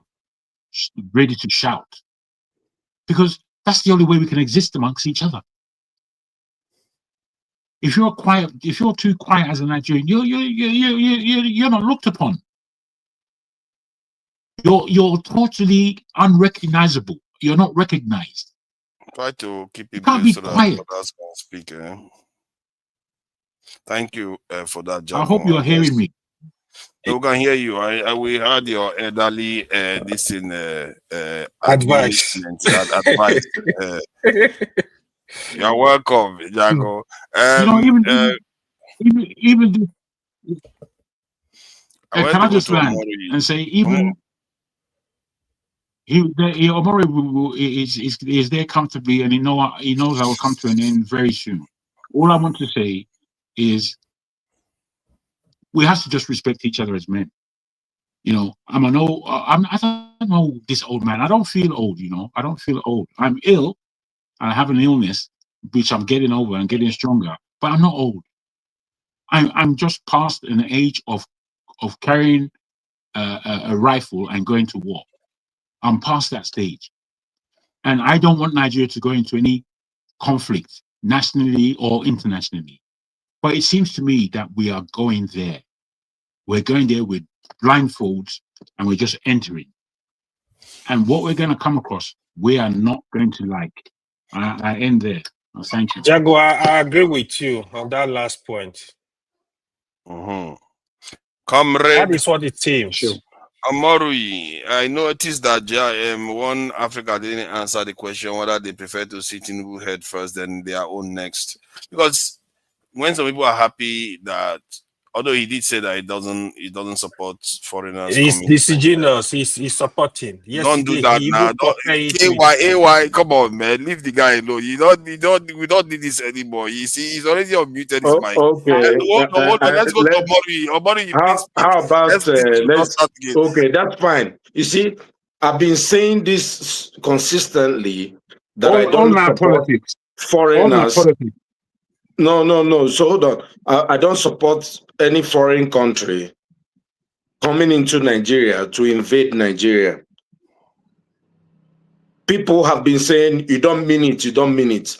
The same thing. An Igbo man comes to Nigeria and says anything, you're not part of us, you're not part of us.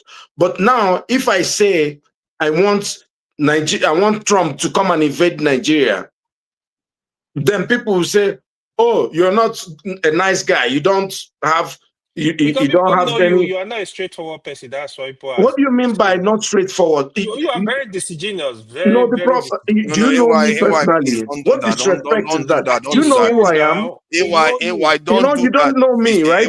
Just because I come to the show, you think you can disrespect me? You're calling me disingenuous because I'm in the show with you. You're disrespecting me. I don't understand, and I demand that you apologize to me. I've never called you disingenuous. Have I? Do you know me? Why do you impugn my character? Hold on. Let me. What disrespect is this? Hold on. I say something. He says, "Oh, we can't trust you." It's the same narrative that Nigerians say about Igbos. We don't trust you. An Igbo person can be trusted. I don't think it's because you are Igbo. I don't think it's actually because I am Igbo. Let me. If I don't agree with. See, one Africa. Hold on. AY, please apologize for calling him disingenuous. He never did call you that. He did try to remain respectful to you to an extent, even if he disagreed with you. So please withdraw that statement. I withdraw the statement. Sorry. Thank you for that. Are you okay now? Sleep well. Can you? Why did you just leave OD alone? You guys need to. Are you dragging a woman or something? Can you just leave OD alone? I disagree with OD too, but you don't see me calling him names like that. Let it go, please. Comrade Omorui, thank you for joining us. So what do you make of this invasion? I really don't know your view properly on this, actually. What do you can I just say this? I beg your pardon, forefather. All our politics, it's only because he's part of the panel that I need to respond to him, because he's not good at listening. He's good at saying things that are untrue, and then he will say that I can only discuss with my equal. Damned idiot. He said that he's giving us a list of where there's the most lithium. Did I say that Nigeria has the most lithium, or did I say it has the most lithium? You know, this is Nigerian. This is, I just have to say, I don't normally respond to idiots in the It's on panel. the chat anyway. It's on the chat. It's okay. No, but you know, yeah, but my response is not on the chat. This is just a follow up. I'm sorry. AY has to speak, please. No, let's say why I'm talking about other politics. No. He's been calling us names. We don't have a lot of time here. We don't have a lot of time to address. But you gotta call him out. You can't be calling us names on the comment section. After Comrade speaks, we'll deal with that. Comrade, please go ahead. Because I really don't know your view on this. You could land either way. Please go ahead. Yeah, forefather, nobody is a baby here. Don't pretend that you don't know my view on this. You took me out 2 consecutive times because I interjected intermittently. And since then, people have been interjecting one another. You didn't take nobody out. I'm not on your payroll. I'm not a baby. I'm not your houseboy. Even if I'm on your payroll, I deserve some respect. You know, I don't know, because you are moderating does not make you king over us. You know, not even my king, the greatest king in my land, who oppressed me. As powerful as Tony Aneni was, I had the gut, as small as I was, to challenge him. So nobody can bully me to a corner. So that is just to oppress you. no. You, the only lady that was in our midst, you were the one complaining that we don't have enough time for this show. So when you were about starting the show, I was about telling you, like, to be able to utilize the time we have judiciously, please minimize the way you interrupt people. You came up with a long intro. AY just barely finished talking. You went into another intro. I was trying to caution you from a genuine heart of love. You know, I wasn't trying to attack you. Even when we're in the other show, I had already cautioned you jokingly. I was already telling you, don't monopolize the discussion. Make it a dialogue, not a monologue. I didn't mean any harm. I know you probably didn't mean it, but you kept doing it, so that's why I felt like, okay, you were being you kept picking me out. My brother, I was interjecting people here. You kept him there, you know, indefinitely without taking any other person out. Please, I'm not your mate. I should be. I don't know if you are senior to me. They are not a baby. I know my age. You are not feeding me, and nobody is paying me here. I've been here since morning. I barely took time to go take a shower and, you know, get some food, and I came back.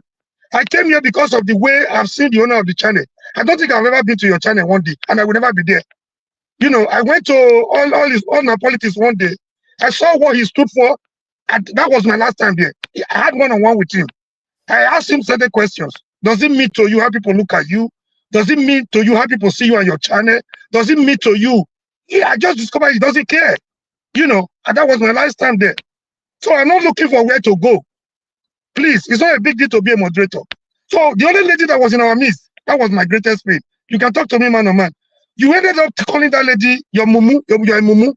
I didn't call her mumu. I said okay, it's okay.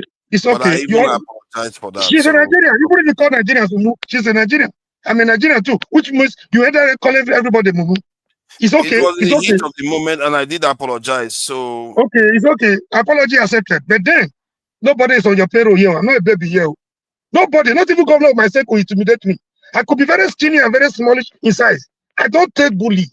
I don't take intimidation from anybody. And it affected me politically. That's where I am today. I could stand up and challenge the national chairman of a party. I don't care. So long as I'm standing for the truth, I tell you the truth. You are here trying to impose I know you are pained. Nobody ordinarily, nobody wants see, I think my brother Ewa was here during the campaign. If what we did against Trump was enough to stop him, I don't think we'll be there. In fact, I had a problem with Kenya one day. I called the Kenya all sorts of names for supporting a bully like Donald Trump. Then we could not stop him. The MAGA wanted him. You know, I thought MAGA was only a Nigerian language, which means people that fall Mugu for, you know, internet fraud. I never knew we could also have MAGA, real MAGA in America. But today is the president. I don't support it. I don't have personal hatred for Trump. I don't just like his style, you know. But today is the president. I can't change that. What I mean by this little intro, I want to quickly address my brother Odi or One Africa. So please, this idea you made a point that I've not been comfortable with. Since you mentioned it tonight, it's an opportunity for me to respond. Please don't allow anybody to bully you Most of us were born into polygamous, we are from polygamous background. That your dad or your siblings don't like you, does not make you chicken out. Don't let anybody to bully you. Nigeria is not friendly to the Igbo. We know Nigeria has the Igbo phobia. We know, but when people come for protest, no, we should not go. If we go now, we they go kill. Nobody writes Nigeria Igbo for head now. If you begin to do that, you are just either you are chicken out or you are yielding to the disposition of your oppressor. Don't let anybody don't go. Oh, the person mentioned will be to lead there something. If will be go now, they will blacklist. You already giving them what they want to do. That's what they want. They want to bully you to a corner so that you remain there. You remain so subservient to them. You don't have so that you lose your voice. Don't allow anybody to take your voice from you. Some people feel I'm too loud. You work against me in school. You work against me in politics. Today, it does not change who I am. I don't talk so that people can applaud me. Please, I don't know how I can stand it. Please, my Igbo brothers, don't allow Nigerian situation to bully you to a corner. Don't allow them to bust you to a corner where your voice will be silent. Stand up for your voice. That was why I supported revolution last week. People are destroying our house. If you talk now, they want you to be silent. Don't allow them to silence you. Hey, you will be giving them, you'll be falling into the trap they have already set for you. Just on the lighter note. Please, I'm beginning to, I'm happy tonight that a lot of people who have lost their voices over the years, when people were being wasted, lives were being wasted in Nigeria, they are beginning to get their voice now because because Trump has threatened them. I think this is a good one. Even if this is the end of the trend, I think Trump has succeeded. Jagabanda does not talk to Nigerians. That he didn't compare to Nigerians. He all the same, he won election.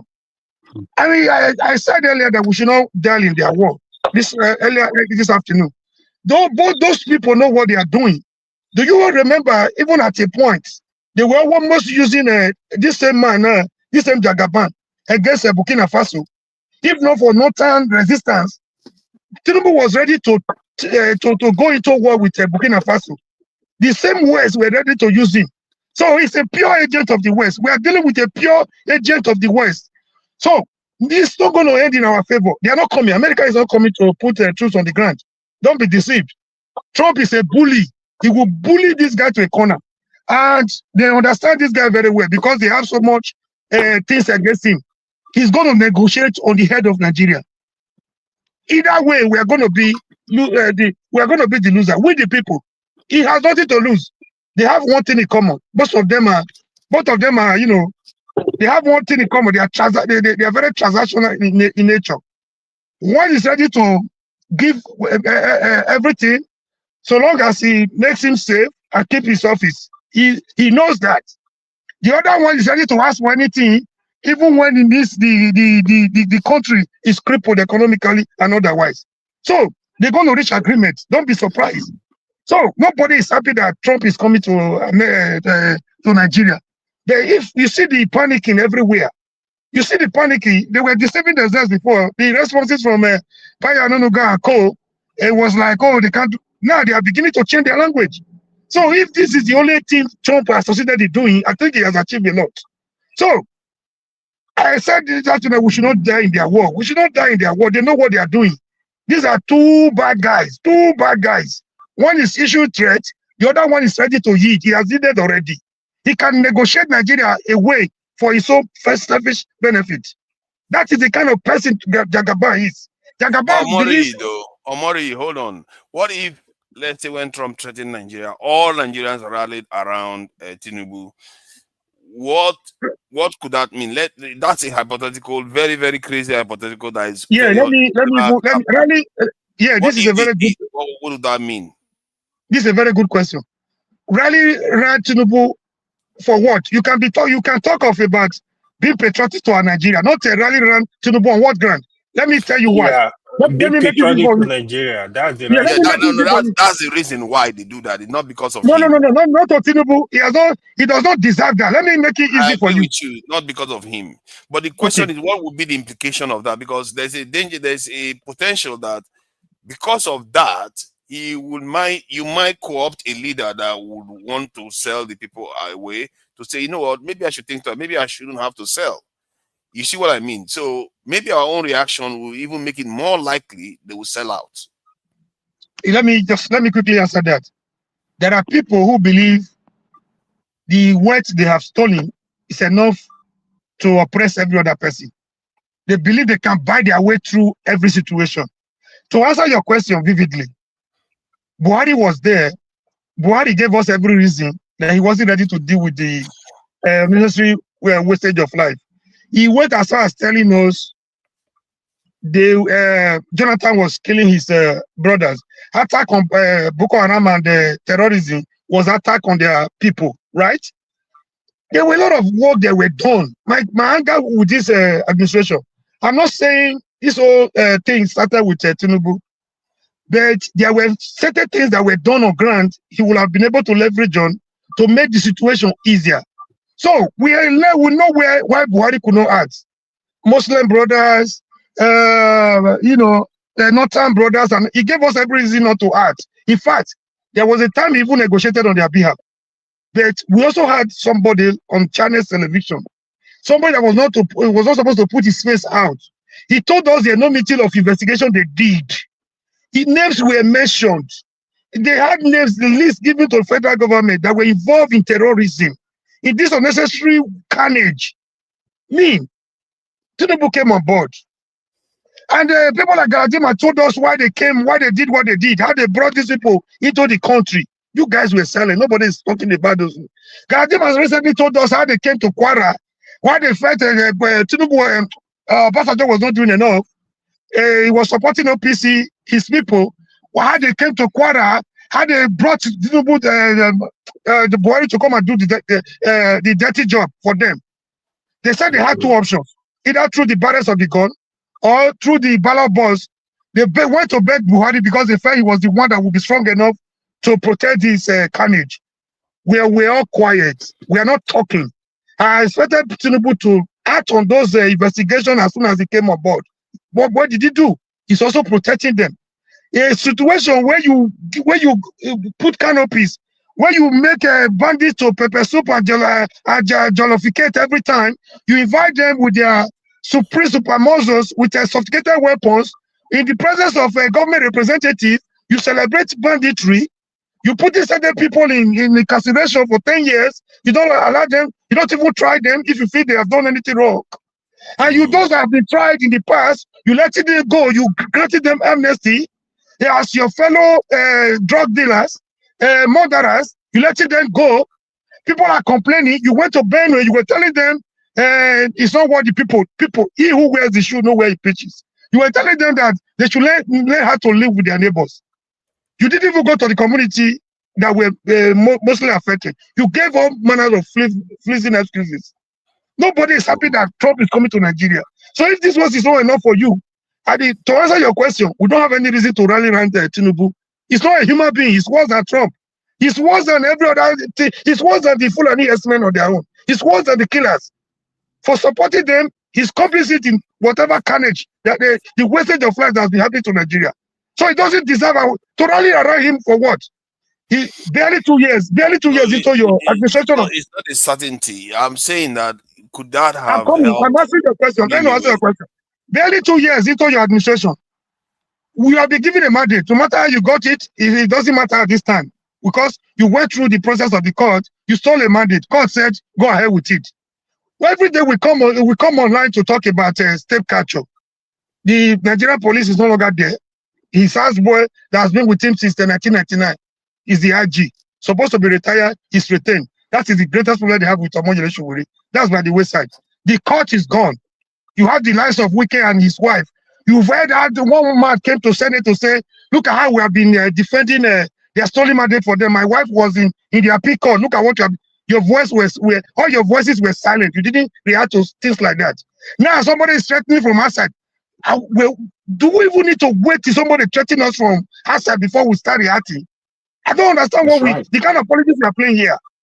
So now somebody is trying to say, if you don't sit right, if you don't get your ass, up and do the needful, I will come and deal with you. It's not coming. It's just a mere threat. We are here. We are panicking. We are panicking. If this is the only thing that will make Tinubu to sit up and listen to Nigerians, instead of Tinubu campaigning to Nigerians, he went to London to Chatham House and talk to his Western collaborators. He never campaigned to us one day because we're not important. You're telling me to rally around Tinubu on what ground? No, I'm not saying you should rally around it, but it's okay. He's telling Nigeria, I'm in Nigeria. He's telling Nigeria to rally around Tinubu. You're invariably telling me to rally around Tinubu on what ground? I'm not saying you should rally around it. We don't know to make the case even worse. Experiment, but to make the case even worse. To make the case even worse. I think we are not. We don't have a lot of time. This thing. Yeah, I just want to conclude by this. I want to conclude by saying this. You want to stifle the political space. You want to bust everybody to a corner, to one party state. 2 months ago, I said it wasn't good for anybody. It's not good for opposition. It's not good for the party in power either. Because there's what we call a state of equilibrium. There's a limit to which you can push even a goat. If it gets to the wall, it will advance back at you. Constraining the political space is not good for him. The coup rumor you're talking about is just the beginning. More will come.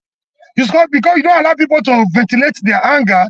You don't allow room for distant voices. What you get will be disastrous and catastrophic. I know he doesn't care. So long as he remains there, it doesn't matter. We support what is happening elsewhere. What Mandela did in South Africa, what they are doing in Tanzania. If it comes to us, we begin to pick and choose. We begin to divide ourselves and we're giving them more power. Mr. Odi, don't allow them to tell you are Igbo. Don't even feel you are inferior to anybody. Don't allow them to bully you, man. I'm angry because of that thing. Let me just make about four statements. No, sorry. We don't have a lot of time. No, just you told me I could respond. You mentioned me. That would not be fair. You don't let me respond. I'll give you a chance to respond. Let this thing, because we'll have our chance to do closing remarks. Support the diaspora voting. Please, are you there? So Trump has now threatened to attack the country. Some people are for it. Some people are halfway saying they are not for it, but they are for it. While others are downright like, are you out of your mind? So what do you make out of it? What do you mean halfway? Some people are funny like that. They're like, I'm not saying they should attack like you, but well, hello everybody. But the thing is this here. First and first, Nigerians are sort of funny people that if something happens that you like, you forget about law, how things are supposed to work. But if it doesn't favor you, then you start quoting the law. Yeah, the law says, yes, whatever. How can Trump attack another sovereign country? Where? Why? How? What business do Trump have to attack Nigeria? You understand? The best you can do is to sanction them. Sanction the country, with cut ties with them. If you say you're giving them aid, don't give them aid. If you say you sanction them and maybe make other countries to boycott them or whatever, you have no business to even send army to that country. To do what? I don't understand. When the country did not even ask you first for support. So going there with your army by force, for me, it's an act of terrorism. And that can even lead to war. We know that, yes, we don't have the wherewithal to stand them ideally, but country to country wise, that will cause war. You understand? Just like, say, there's chaos now in Russia. US cannot wake up tomorrow and say, no, the case in Russia, okay, we are sending army to go there and go and do you want to die? You understand? So they know we are nobody, which pains me a lot about black people. Like we're just like savages in this world. Everybody's just looking. Days ago now, I'm just hearing the owner of Manchester City is the one sponsoring the terrorism in Sudan. Like you know, like why Africa? Why are we just? Why are we just experiment lab rats for other people, other parts of the world? So to your question again, let me not derail too much. Trump has no rights. In as much as yes, we know say we don't know ourselves. You understand when it comes to governance. Yeah, one can say yes, come and help and assist. But like you have no, even the time during was it? I think that was whose tenor was it when they kidnapped somebody in Niger and they held the person hostage in Nigeria. Then American Navy SEALs came. 30 of them just came, removed the guy, and just went back. Nobody knew. Nobody said anything. And in the same country, those people cannot even enter the country without clearance from the state security service. You understand? So, but they just came, took that guy, rescued the guy from the Boko Haram dungeon, and went back. And Nigeria, you heard about it. Case closed. Media did not even say anything. Everybody just went on their way. Why? Because it's America. So I know we don't know ourselves. So we have to say if I support it. No, I don't support. What we just have to do is to, Nigeria. I don't know. Nigeria is just because shit. Look, I see no reason why, if your mate is doing something, you bust your ass, make sure that you catch up with your mate. If some people around you are doing something progressive, you bust your ass, you go to any length to make sure that you protect your family, you do this and that. Why is it that this is not happening for the nation? Like Nigerians are just docile. We don't want to even push to make sure, yes, like we do stuff. Okay, now, when I mean Nigeria, I'm not talking about Nigerian government. The people, you understand, really coming out to push to like hold this government responsible. How many? We've seen countries, African countries do this in our eye. The last one is just Madagascar. Where's the president now? It don't run. They don't even come out. They don't even come out citizenship for the president and say the guy is no longer a citizen of Madagascar. Make it go remain for France where they. These are countries who mean well for their country, the citizens. But Nigeria, I think maybe we are supposed to be another race, just Nigerians, another race from Africa. We are just born with different species, different breed, different blood. I don't know the kind of people we are at all. This is just a country where things just happen. We just say, and everything is just normal to Nigerians. Everything is just normal. Just because of what?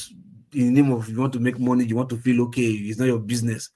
But not knowing that, look, I'm just saying Nigeria, look, when the chips will be down with these economies, with these Western countries, when the chips will be down, like, okay, everybody face your business. I wonder if that's the time we will not come together in Nigeria. I don't think we won't come together. So it won't be the models to almost scatter those. Okay, now since Nigeria is chaos, let's just scatter Kukuma. I guess that will be the point we'll get to. So it's just a shame that we hear this kind of stuff and Nigeria, because for me, I see myself as a Nigerian. I mean, I'm not a person who backs down. I'm somebody who fights. Like I'm this person, like, no, my own no go spoil. Even in my feed, I always make sure that, look, among my contemporaries, I did push myself, make I try. Let me be outstanding. Like, yeah, I did try for my job, for my whatever. I did make sure, say yes, if I deliver projects, clients are happy. I just try to push, make sure, yes, customer satisfaction. I just, like, when I mean, like, uplift my game, put on my A game first, just because I just want, I empty everything around me to be okay. You understand? So even sometimes the way to put, like, you don't be like Nigerian, bless you be Jamaican, like you just be different Nigerian. So of course, like, why can't you just be normal? Why is it like because I'm not a bit like Nigerian, so being Nigerian is abnormal? So if you're trying to be a normal person now, you're not acting like a Nigerian. Those kind of stuff pisses me off. I think we'll probably make a proper show of talking about our egotistical, silent, tribal supremacist this thing, because there is this thing that we do that is very corrosive, where we feel like we are all that.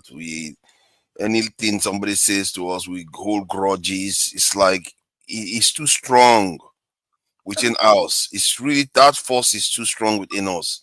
And for people that have barely anything to crow about, I don't know why we have so much of it. And so maybe we'll have a conversation about that. And I really appreciate your contribution. Look, my brother, look, it's like if you say if you say deep dive, like we're not stuck in a place. It's okay, maybe we are stuck now. Okay, maybe it's time for we to get our ass together and start going up back. No, it's just nose diving, just free fall. Like it's every day, not even every month or every president that comes in. Every day it gets worse. The situation that it was when Buhari first entered, the first month, you understand, it was far better than the day he left, the last month he left office. You understand? So it's from Buhari, from the beginning of Buhari is better than the end of Buhari. Same thing with Tinubu. Tinubu just entered now. You understand? His beginning is even better than the worst right now. You start coming up with policies. You want to this money, your money, everything. You increase tax, So I told her, Nigeria, man, look, if I tell people like this support diaspora voting that I'm telling you guys about, it's just like Nigeria, we're so docile, like we don't even see, okay, why, what should we do? Nothing. I strongly speak about support diaspora voting because, like, look, everybody in diaspora, we are so, I can say we are comfortable. Maybe yes, some people might not be getting it all well in diaspora, but everybody just keeping up, we just try to move on. Yeah, but for majority of the people outside Nigeria, do you know how many millions of Nigerians outside Nigeria?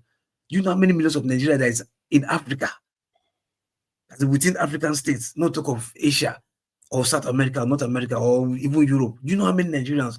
Now imagine. If not for the fact that everybody is just with this bad mindset that we have against each other, like I want to be better than my neighbor. We just want to be so individualistic that we want to hustle our own individually and make sure that yes, I want to say I better pass my neighbor, I get money, I do it pass my neighbor. Because you can't say same for Indians and Chinese. No matter how rich they are, they humble themselves towards each other. They come together, they support each other, they pass information around each other. But black people, especially Nigerians, let me know who say black. Because other African nations, I can see them coming together. They have a sense of unity, a sense of purpose to chase, fight against oppressors.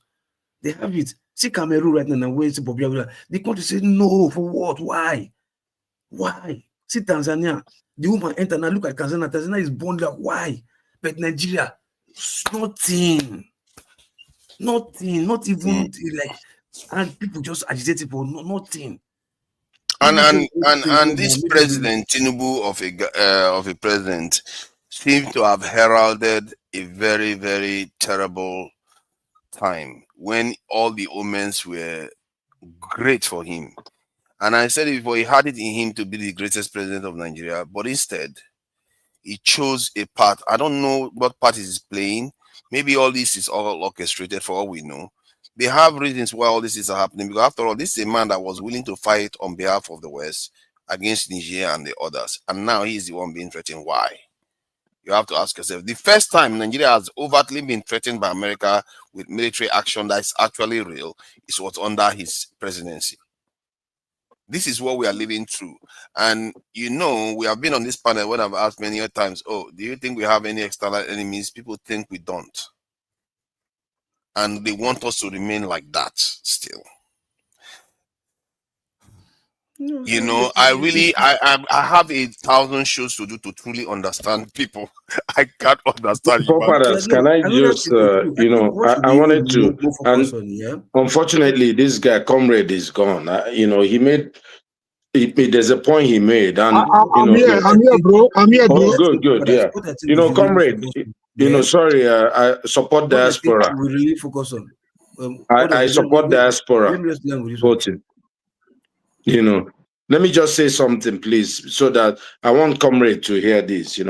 Look, and it's important to remember history. I'm a student of history, and I always refer to that anytime I speak. The only set of people in Nigeria that have fought against imperialism in Nigeria are the Igbos, the eastern part of Nigeria. They've gone to war and died about maybe 3 million people. You mean the civil war? Of course. It was a war against imperialism. See, it was a war. Let me land. We were fighting, we were disgracing ourselves. That's let what me just land. We are doing it again. We're not fighting. Can I land? Can I land? Odi, listen. Before you land, just continue like this. Odi, just listen. You see, it's also part of the problem, yeah? When you speak like this. Yeah. No. I have to land my point. No, hold on. You have to allow me to land. Then you can. The problem is when someone says things you don't agree. You guys, you don't want the person to finish the point. Odi, sorry, about that. It is your takeoff. Yeah. Sometimes. No. I'm trying to make a point. Okay. I have respect for you, man. Let me see your landing anyway. But let me land. Then you can now see because so let me say this. Why I'm saying this is comrade, look, and he said it from a good place in his heart, and I agree with many of the things he said. He said that, I should not be silenced or feel that I'm lower than anybody. Trust me, the Igbo man does not feel anybody's bigger than him. And I'm just trying to say it just for posterity. I don't feel that we're being silenced. Most Igbos feel that they have done their own part. Now they have lost the war. They're just watching a movie. I'm telling you, this, people are saying, oh, that you want your country to be attacked. Well, we were attacked by Britain in 1967. People fought. The fight was about the crude oil in the Delta. And that fight, 3 million people lost their lives. And now people are trying to gaslight people or say, that you people don't want to be patriotic. What amount of patriotism did people want for people to give 3 million lives to say we don't want the West to control our resources? That war was a war of resources. What I'm saying is that that is not necessarily accurate. The war wasn't supposed to happen. Even it was because of the pogroms. It was just media propaganda. The war was going to be over if the West did not intervene. That's what I'm saying. Think about it though. What is happening there is about to happen again. Both sides were colonialists. The people that were supporting the Biafra and the people that were supporting the Nigerian government, they were all on the same side. And this is what I keep trying to impress. It happened before. No, you're not making the point. Telling me, was it Russia that was funding the Biafra or Israel and France? Nobody. Biafra was making their Biafra was not. Biafra was making their own. Biafra was barely not supported by anybody. The French supported them and Israel supported them. No. Israel was actually fighting a war in 1967. If you don't remember, you know that. Yeah, Israel did, but what kind of support? Israel supported Biafra briefly. Israel was at war in 1967. France was dubious. What I'm saying, what I'm saying is that no one should say that I'm trying to lay this marker to say no, diaspora, you weren't here when all this discussion. It's as if, oh, you guys are not being patriotic. I'm saying, or fighting for the black man. People have already fought and died. What they are saying, and they were betrayed by their brothers. What were they saying is, when we have to do this again. That's what I said you were wrong. Don't put it in like these people. No. That's you are wrong because. But that's what it was. I don't know what we have to tell ourselves the truth, brother. My brother, listen. If today this social media that we have today, if it was existing back then, there wouldn't have been any war. Are you? Oh no! Don't. Just listen. Just hold on. Just listen. Just hold on. There would have been any war. People would have been well informed. You understand? Even if there was, probably there would be way more less casualty, if at all. You understand? But I wanted to tell you, like, this war was supported by two external powerful people. One wasn't powerful. South Africa and France was on the same team, while the British and America was on, or whether British was on that team. Let me leave the country now. Israel gave them weapons. Do you get? Portugal supported. South Africa. Please, let's not go into this war. Let's forget civil war. I'm not even talking about. It's just dragging us back. Who was on the ground? Issues, man. So the idea is that the reason why I highlighting that is because similar events is about to occur. The same type of people that are on both sides of the conflict are allies. You see, Israel and America were allies, but yet America and Israel was on opposite sides of the war. Portugal was part of NATO, but yet they were on the other side of the war. It's like that's why I tell them the Tinubu that they are saying they want to fight against, they are all on the same side. Which country does Tinubu travel to? It's all Western nations. They are all on the same side. And we are thinking that whatever these people are going to do is going to be good for us. No, it's not.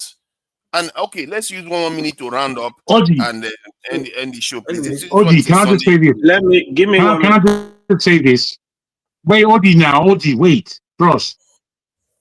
I'm afraid you can't have both sides of the argument. You said earlier that in Nigeria I was a second-class citizen, which is why Comrade asked you to feel emboldened. And then you said that as an Igbo man or as an Easterner, we're not afraid of anybody, this, that, and the other one. And then you went on to the Igbos are the only ones.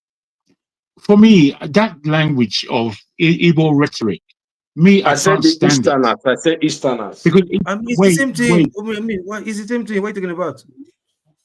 Wait, please. You can't have both sides of the argument.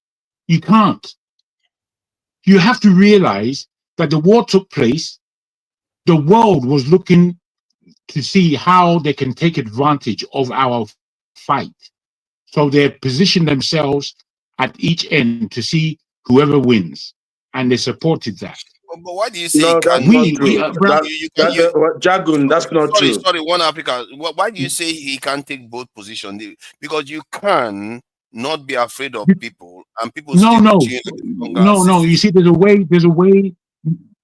No, I believe that war, there's a way that people claim victory and victimhood at the same time. You can't do that. You can't. You have to understand and stand your position in truth. You can't be a victim and a victor. You can't. Let me tell you something. They never said they are a victor. He just said they were not afraid of anything. No, he didn't. Look, let me tell you something. From one angle, let me tell you something. This war is that you're saying that's disgusting to you. That's fair. Let me tell you something. This way we discuss this war, will decide how we feel about each other. Whether you think, oh no, like, why are they talking about this again? Well, this is, if we're going to learn, forefather keeps saying something, we don't learn from our past. Let me tell you, anything that is going to happen now, we got to go back to our past and look at our mistakes and learn from it. Thank you. Odi, see, listen, sometimes I just... Well, that's good. I just hope that people are doing that, because it seems to me that people haven't learned anything. Diaspora voting, maybe you should speak last now, because it's 1 minute round-up time now. Maybe No, I just know, because, hold on, sorry, no, I will just, let me just quickly tip you that. Like what Omori said, you understand? He also told you, like, look, sometimes you think, if you say you want to learn from your past and you sit back, as if every other persons come out in Nigeria now that feel aggrieved and decide to go for a change in Nigeria, and Nigerians become better tomorrow, that you will say, no, let me sit down back. I don't want to be part of it. I mean, does that even make sense to you? Somebody is like, look, Nigeria is at its worst right now, it's on its knees, and everybody's feeling the brunt. Like, everybody come out, stop being docile. Whether you're in Nigeria or you're in diaspora, let's put our hands together and let's change this thing for the better. It's going to bite us at the long run, except we want to die here, not going back to Nigeria ever again to see our loved ones or relative, whatever. Except we want to die and forget about where we come from. This is going to bite us later. Somebody say you come out, you are saying no, we want to learn from the past, we want to sit back and learn from the past. What's sitting back as what? Okay, now, if all of us now decide now to go and confront Nigerian president that like what you are doing is not right, which all of us they will not see our face? Oh, you are Igbo, you are not Igbo, you are Hausa. Which I don't understand. What are you talking about? You are learning from the past, you want to sit back because you've learned from who are you? Who are you that they will not think of your face, they will not look at your face. Adi, let me ask a question. Do you think support the problem? Take it easy. We don't want you to go. Adi, let me ask a quick question. See, problem. It pays when if people are trying to fight for togetherness. And that's where Nigeria, black people has problem. They don't ever come together. Adi, let me ask you a quick. Let me ask you a quick question. I feel your passion. Believe me, I was very enraged earlier on. So please, let me ask you a quick question. Do you think that when the Civil War happened, do you think the eastern part of Nigeria, comprises... Don't do that. Hold on. We are trying to round up. 1 minute, please. All right, so let me use my 1 minute. Like, let me use my 1 minute. Like, how are you moderating like this? What does that even make sense? No. I just want to get clarification. No, what you just did does it even make sense? Because I'm asking, dude. If I'm asking a question, I'm not an idiot, okay? When I'm asking a question, I try to be civil and I try to ask thought-provoking questions. I don't come here to just misbehave. You are being civil. All I wanted to All right, so highlight let me, when I ask a question, just because you don't like the person or you don't like the question, stop it, man. I just want to round up. Stop it. This is what I said. Okay, I said this is why I tell you guys, always gauge the temperature. And Jargon repeats this all the time. Gauge the room, read the room. I'm trying to round up. Don't tell me how to moderate. I'm trying to round up. Just stop it. I just said it earlier on that we need to round up, and you want to start another. And I wanted to. We would have not gone into this if I. Let me just ask. Exactly. Let me just ask all these. The question. It's a simple question. I need to round up and get on today. Listen. You got it, man. You got it. Go ahead. Enjoy the shit. I really appreciate that. Please, AY, have your 1 minute. Since people are finding difficult to even have 1 minute, this is roundup statements now. So myself and Femi will be the only quiet people on this platform today. Quiet but most dangerous.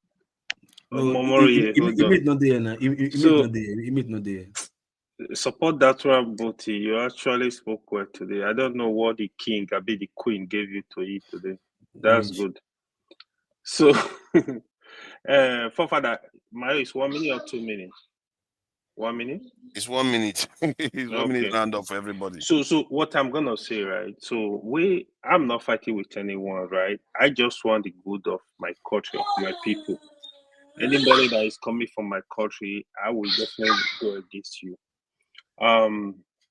The other thing, yesterday we were having discussions here. I make mention of something here. I remember saying that Dangote Refinery is an indigenous company, but almost all of you disagree. I don't know why you could disagree. I think you guys should look that up. Dangote Refinery is an indigenous company. I know who's arguing BBR, One Africa, all of them, they said no, it's not. So I said that, or Jide said it, and I was telling them. No, not you. Sorry, BBI, Jide, and One Africa. So they. Why would I know the meaning of indigenous? Sorry, you know it's your friend now. So if I don't see Jide, I will know. So that was bad. So that's for that, right? But one thing that is very important, to be honest, we can't allow anybody to push our country to war. This is a very serious matter. No country, we're not going to survive another civil war. What Jago said was, he was very on point when he said that the way it's going, it seems we are almost there. I fear that too. I fear that we might be headed for another war. Please, it's not going to favor anybody. If you think it's going to favor you, it will not favor the north, it will not favor the south, it will not favor the east, it will not favor the west. It's not going to favor anybody. So let's try to look for a way to manage our situation. It's better as it is today. It's going to affect all of us. If you think you are in abroad, your family are there. If your direct family, your extended family are there, it's going to hit everybody. So thank you. That's my 1 minute. I appreciate it. Thank you. Femi, as always, the gentleman of the panel. So your 1 minute, please. You need to apologize to Femi. You attacked Femi today. What is it? Look at that. I didn't insult him, but I did try to make peace with him. I didn't I? This is Femi. Femi, I apologize on his behalf. Don't mind the guy. What do you mean? I didn't insult him. Okay, he wasn't happy with the way I was moderating. That was it. So yes, I would end on this note. Yesterday morning, I met with a guy. He's from Ogoja. He's not Yoruba. I intentionally say these things when I say them, since we like to be tribalistic, right? I don't know where. Trap. No, me too. I want to be petty sometimes. I'm just being. Look, I'm just being cynical. You don't understand me. I feel you. No, dude, I'm just being cynical. Bro, not be my fault. I don't blame you. I feel 100%. Please just bear with me. That's not important, right? So it's useless information, but it's it's vital to my thought process in the face of all of the things that continues to go on in Africa and in Nigeria. Rightfully, because just like someone would say, I think it's Jagun that really highlights this, and it kind of pains me truly when I meditate and think about things like this.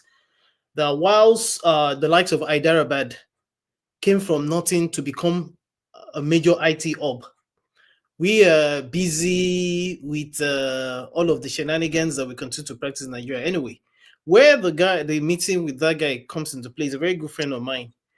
Is something we've been thinking about for a long time, and it's one thing to think about something, is another thing to actually do it.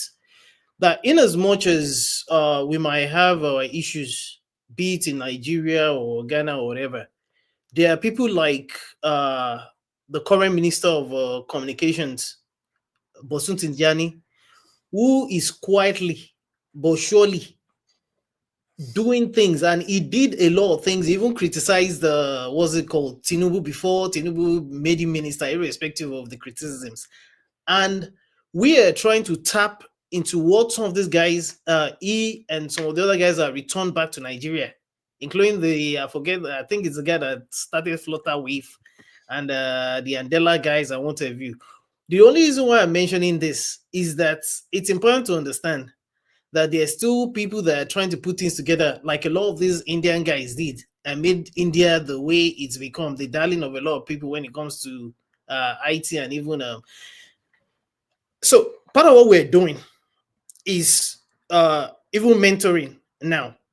And I only say this to say that whether we like it or not, the world is not waiting for us, and there are people that need our help, and some of us in our own little way are trying to profile our own solutions the way we can, so that at the end of I know it's not just us, there are other people that we see doing similar things, because just like the likes of them, Wole Soyinka called them their generation a wasted generation, we are on the way, we're already, whether we're younger or older, we're already on the way to following them into that set of wasted generation. So before we waste away, let's not let's at least try to salvage as much as we can these so-called Gen Zs, if you will, as much as we can in Nigeria, because Nigeria has a large population of 30 years and below who unfortunately have not been raised the way they should have been. They've lost traction because there was no mentoring, because everybody was just doing, the older people were doing what they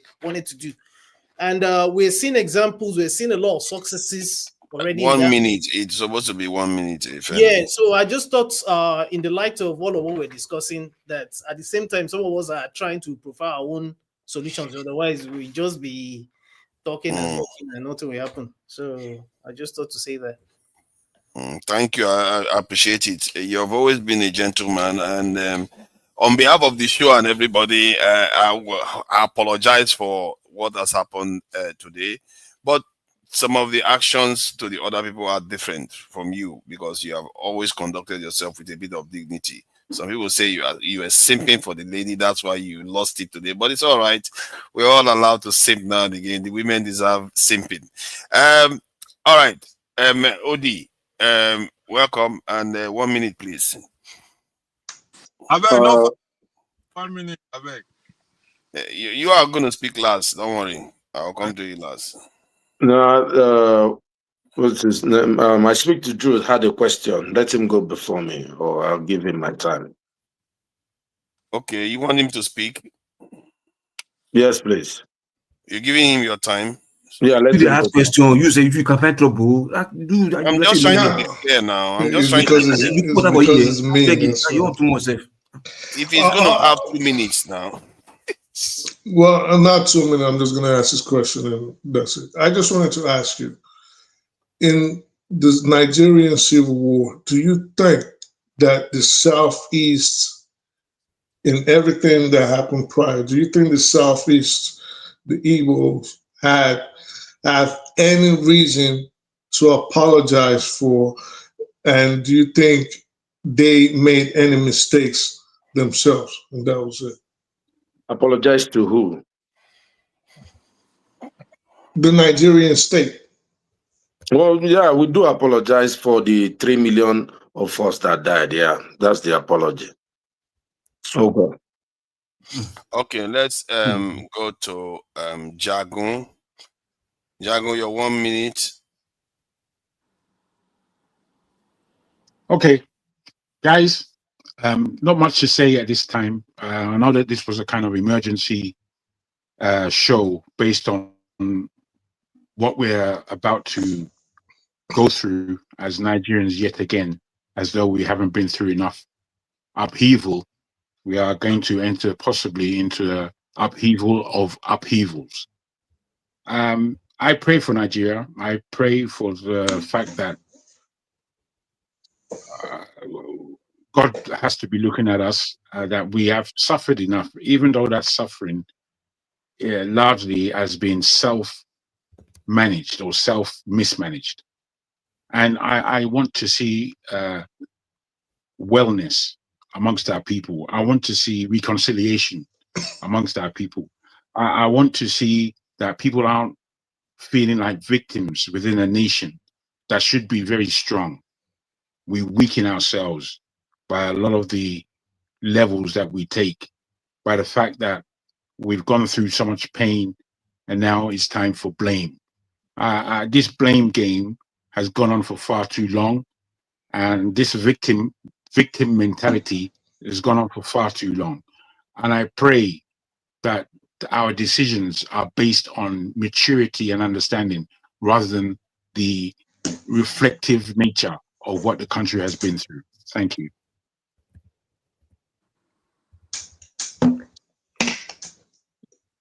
Comrade, welcome. 1 minute. Yeah, thank you, Tunaja. I don't want to waste my time over 1 minute.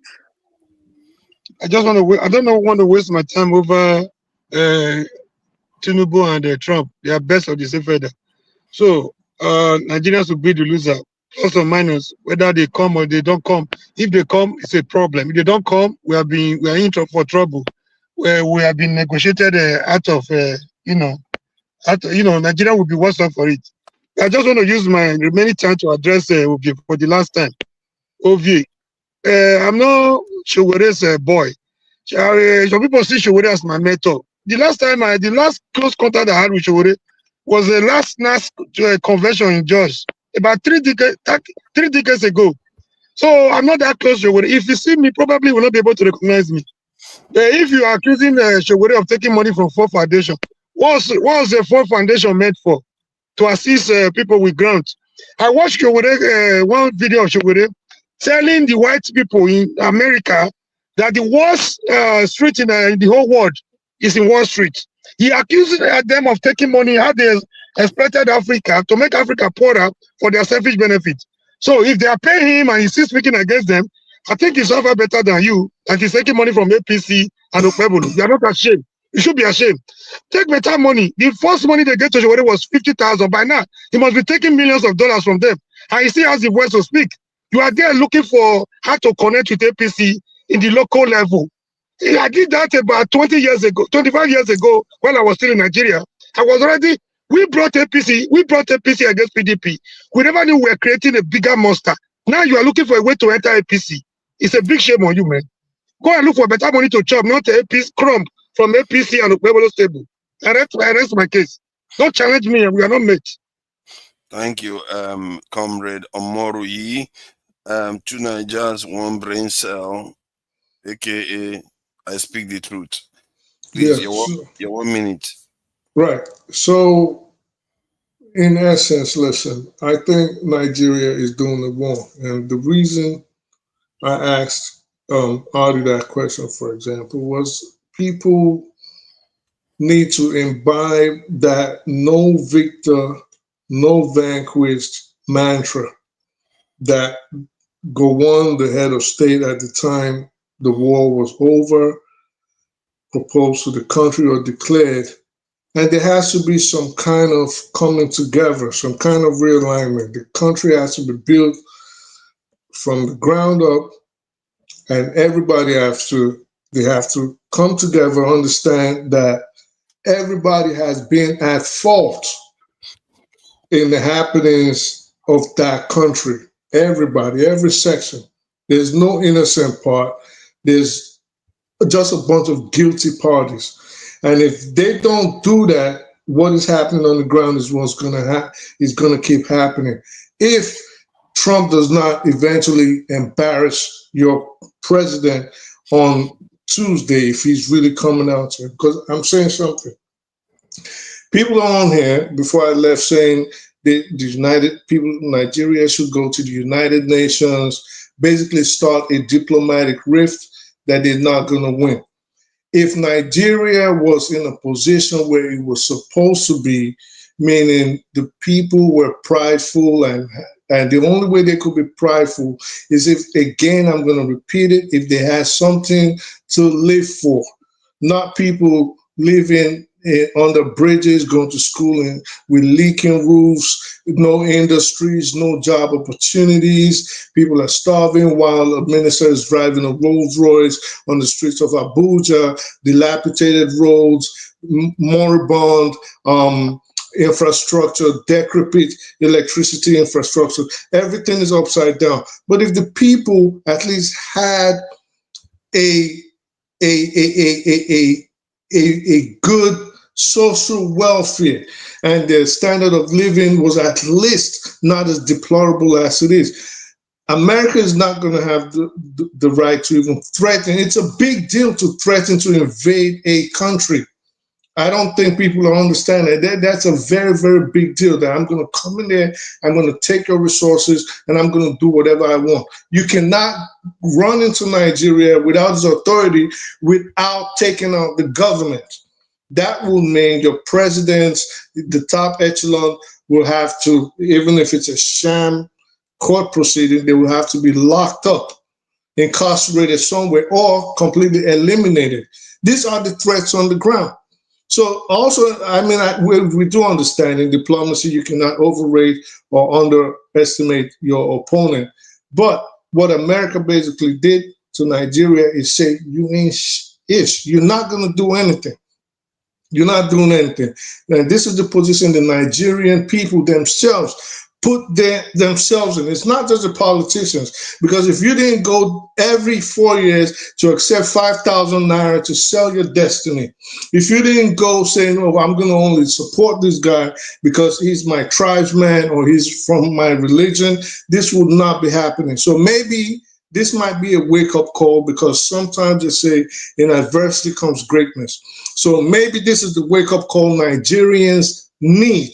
And the leaders have to sit down, figure out how to bring the people together, build the country up from scratch, make it great, and make it ascertain the place amongst the League of Nations where it was supposed to be. Because I'll tell you this, if they attack Nigeria, let's not forget, Nigeria by far is the most important Black nation on the planet. Nigeria is the strongest Black nation on the planet, is the most influential Black nation on the planet. It has the most Black people on the planet. If they come into Nigeria and treat it however they want, treat the leaders however they want, I promise you this is going to be a problem for Black people all over the planet moving forward. So don't think it's going to be to your advantage if you're against Nigeria and you support invaders to come in. They don't like you. They didn't like your fathers. They're not going to like you. And I think at this point, I hope the Nigerian leaders have a retrospect, figure out how to bring the people up from the doldrums, and let's see if the greatness that they aspire will come to fore. But outside of that, I want to see how Trump treats Tinubu when they meet face to face. Is he going to give him the Zelensky treatment, shake his hand, or try to wiggle him around like a rag doll, or disrespect him verbally?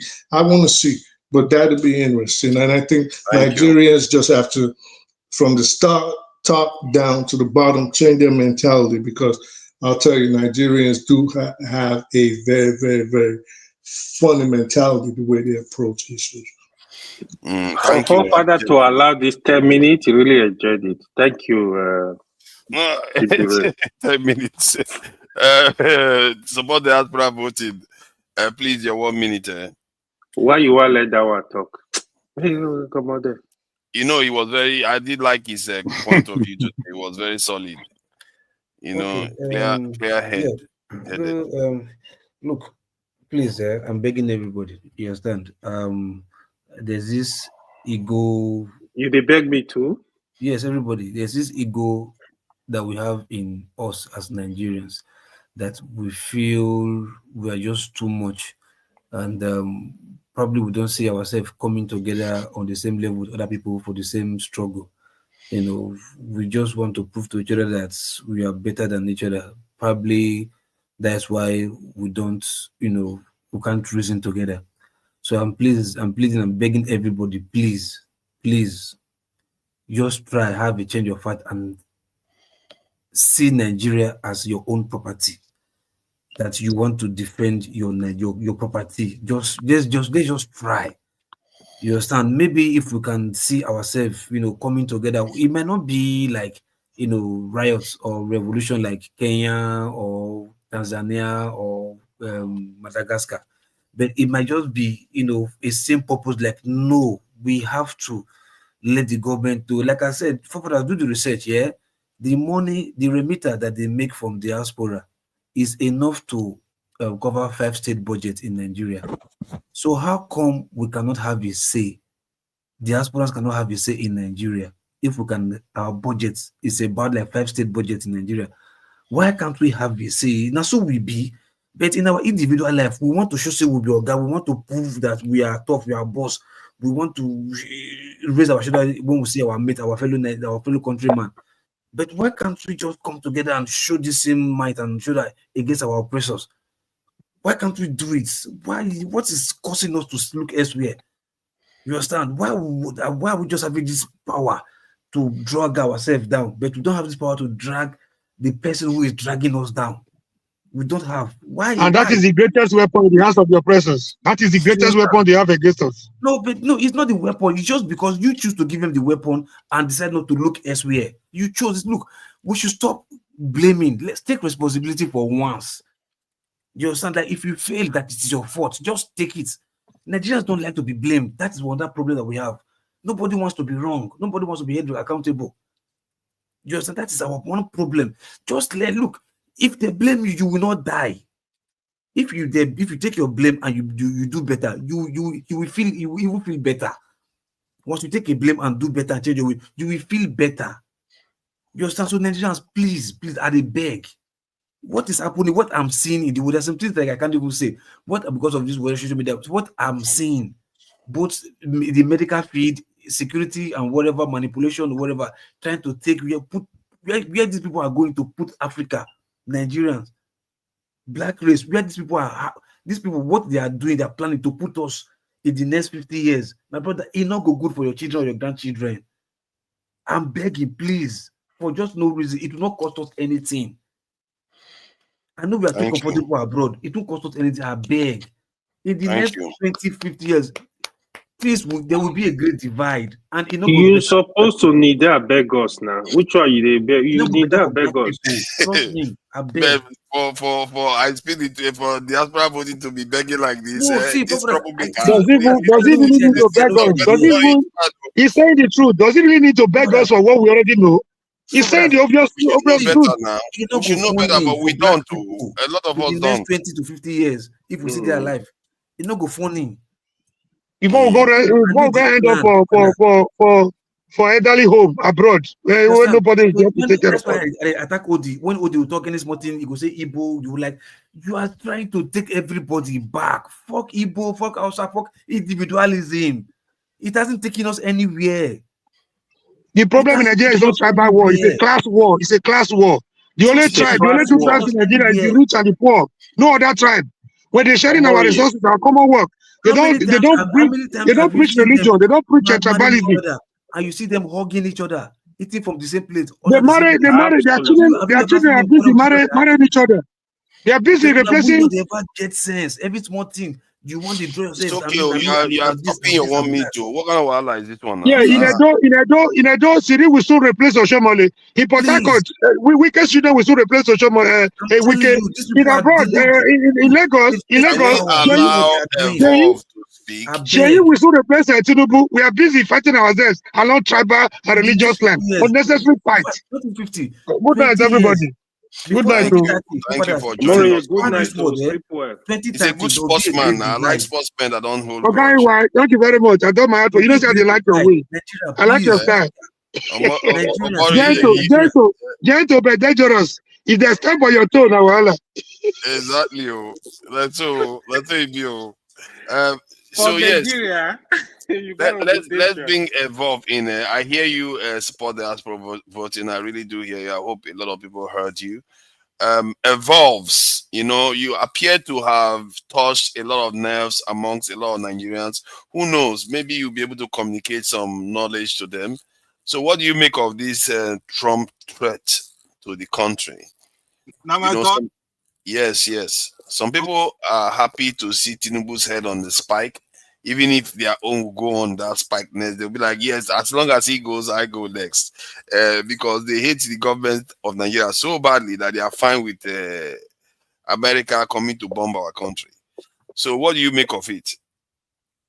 Anyway, today was a very busy day. I no get chance to give my own this thing, but I lucky say that they go home now. See, say when I never. Now revolution be that.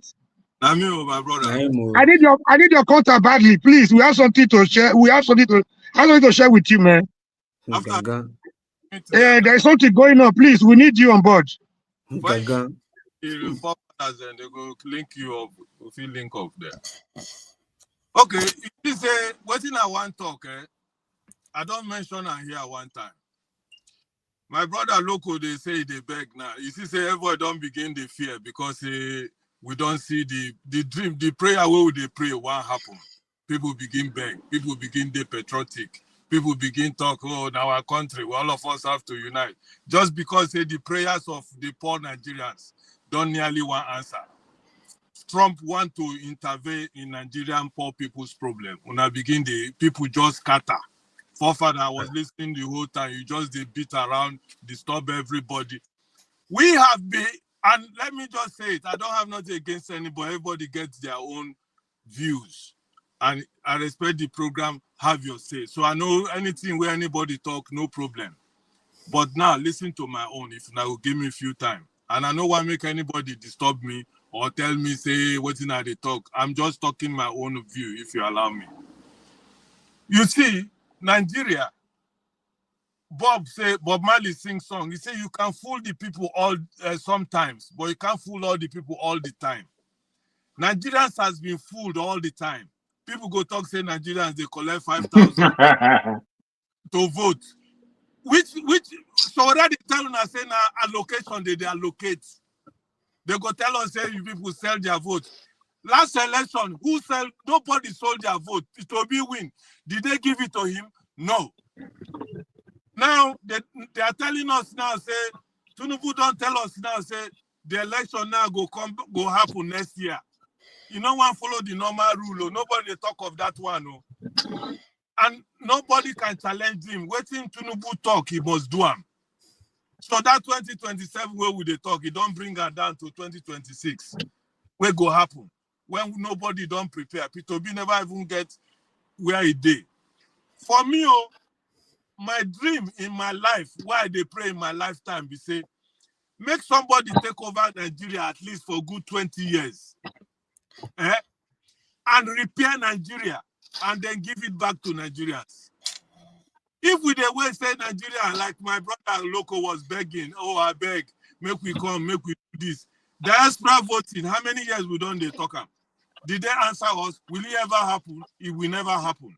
Because we are dealing with people where we say they don't want, nobody not going to talk, say there's something they call cabal. Who be the cabal? You understand what I'm saying? For me, I'm not saying it, I'm not a religious person, make I say they are killing Christians or they are Jews, make I come from that angle. We know what thing they happen for Nigeria. We all know. Christians are being killed every day because some people who call themselves Islamists they want bring Sharia to the country. Nobody can deny that. Whether we like anyhow way we like, and we know it happen every day. People are living in ID camps. They can't even go back to their home. But for me as a person, I love Trump.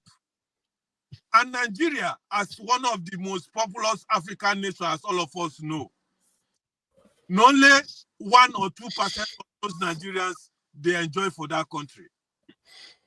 After they go tell us make we pay election, we go do, nothing go happen.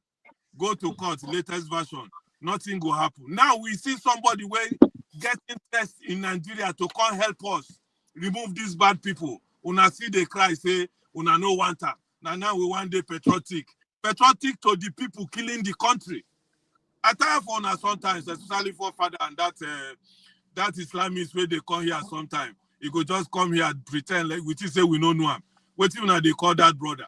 Where if you come here, you no go allow person talk, you go just they talk anyhow. You go Masca? Is it Masca? Is it well, Masca? Masca. You no go allow person talk, you go just they intrude with impunity. Just the way they hold us down.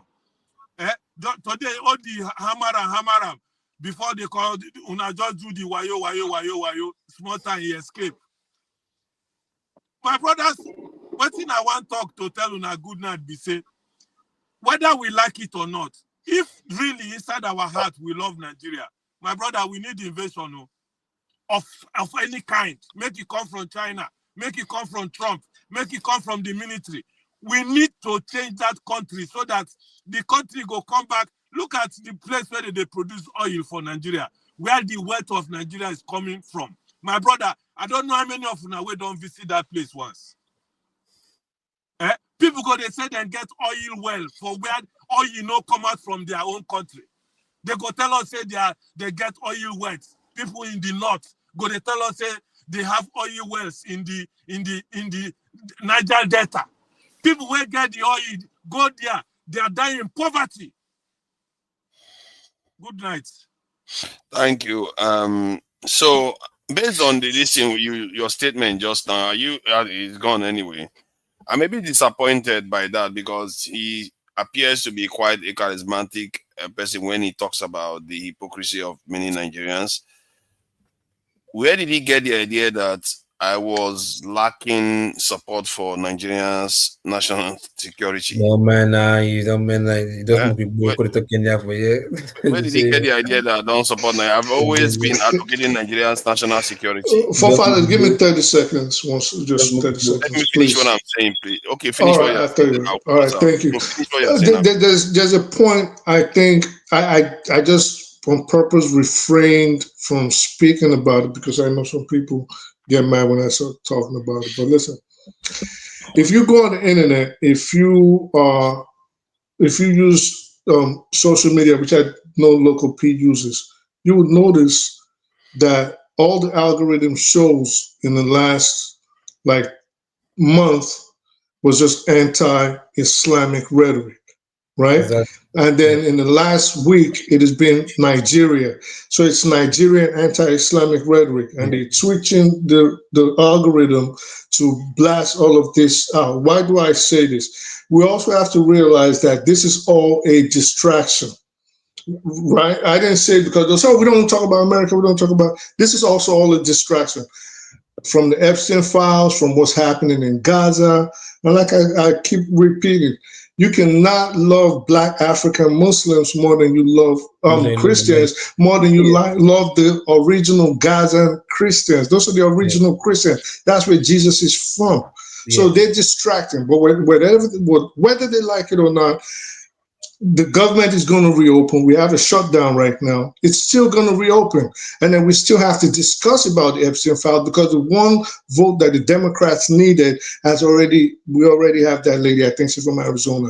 So once the government reopens, there's going to be a vote on whether they should release the unredacted portion of the Epstein files. This is another thing they're trying to avoid. So they're attacking Venezuela. They're talking about they want to go to Nigeria. Or on the internet, there's anti-Muslim stuff, anti-Nigerian stuff, attacking Muslims as if they're the ones coming in. Now, notice you don't hear about Gaza anymore. You don't hear about what Israel is doing. I know I went over 30 minutes, 30 seconds, I appreciate it. But they're bombing everything in Gaza. 1 second. They're bombing Gaza, bombing Palestine. They're killing people in the West Bank. They're basically erasing Christian neighborhoods in the West Bank right now as we speak. They've been doing that for about 3 weeks. So, but they're not saying that now Nigeria is in the news. For whatever reason, they're attacking Muslims. So let's also make sure to note that there's a distraction going on. We don't talk about the Epstein files no more. We're not talking about the shutdowns no more. So all of this is also a distraction, and people have to be on point. And I appreciate you letting me I think let me just round up with this based on the conversations about this topic. When one says we should defend our country, these are the kind of days you wish you did some work, because if you had done, maybe they wouldn't have the excuse. They wouldn't be killing people in Nigeria. The excuse wouldn't be there for one, and at least you'll be able to put up a resistance that will make them think twice. That is the second one. And when we say, no matter how bad your government is, you should not welcome foreigners coming to bomb your country, it's based on the fact that the foreigners, the ones that are saying they want to do it right now, not because they have a good history of doing it, they have a terrible history of doing it, and they also have a terrible history with us. They have a lot of our ancestors' lives on their hands. If the black race ever had any blood feud with any group, it will be them. But even if we have forgotten and forgiven and let go of all those things, it still doesn't mean you welcome them into your country to come and repeat the same thing, because many of these people, they see us as less than human. They will come here, they will do whatever they need to do, and they will compromise your officials and your leaders even further. And then this window that is opening for us to come out of the mess that you are in. All this Dangote talking about, oh, Nigeria should become industrialized and building, there was a momentum going on that I felt this Tinubu government did a lot to niqab. And maybe this event is another way of niqapping Nigeria again. Because since he came into office, he just did erect so many things. I was saying it the other day that there has to be a way he's going to wreck it again. And these are I was thinking there has to be a way, because all the omens were pointing in the right direction, but they have found ways to make sure Nigeria doesn't develop. They will always find a way to prevent it. Dangote was talking about, generating 1.4 million barrels of crude oil, this in petroleum products, but value-added manufacturing. And yet, Nigeria, they will find a way to make sure that progress is slowed down or completely forestalled if possible. This is our problem. We are in a chain here. And some of our people love the cage so much, they don't even recognize it as cage anymore. They think it's a home now. It's a very, very sad thing, because it's a very clear information. The information is there. It's not hidden. It's all in your libraries. You can see it for yourself and get emotions. But I guess I can understand your emotion to an extent. There's only as much as you can blame human beings for feeling the pains, of losing loved ones or feeling a country that doesn't care about them. And there's a lot of hatred. If you look at all these Abikadabri, this is the quotes, this is retweets, and see how the government sometimes behave. And our own people, the way they treat some fellow Nigerians, I guess you can't always blame some of them for glowing to hear that Nigeria is about to be attacked. As very, very I'm viscerally against it when I see it. But you have no choice. You can't tell people how to feel. That is the truth of the situation, and that's what I see with Nigerians. But the most important thing is we should not let those ones be the ones that win the argument. The ones that win the argument should be the ones that want to say, Trump, don't come here. If you want to come here, come and give us the weapons, give us the support. If you love Christians so much, also take some of them as refugees too. You know how you are helping the South African ones?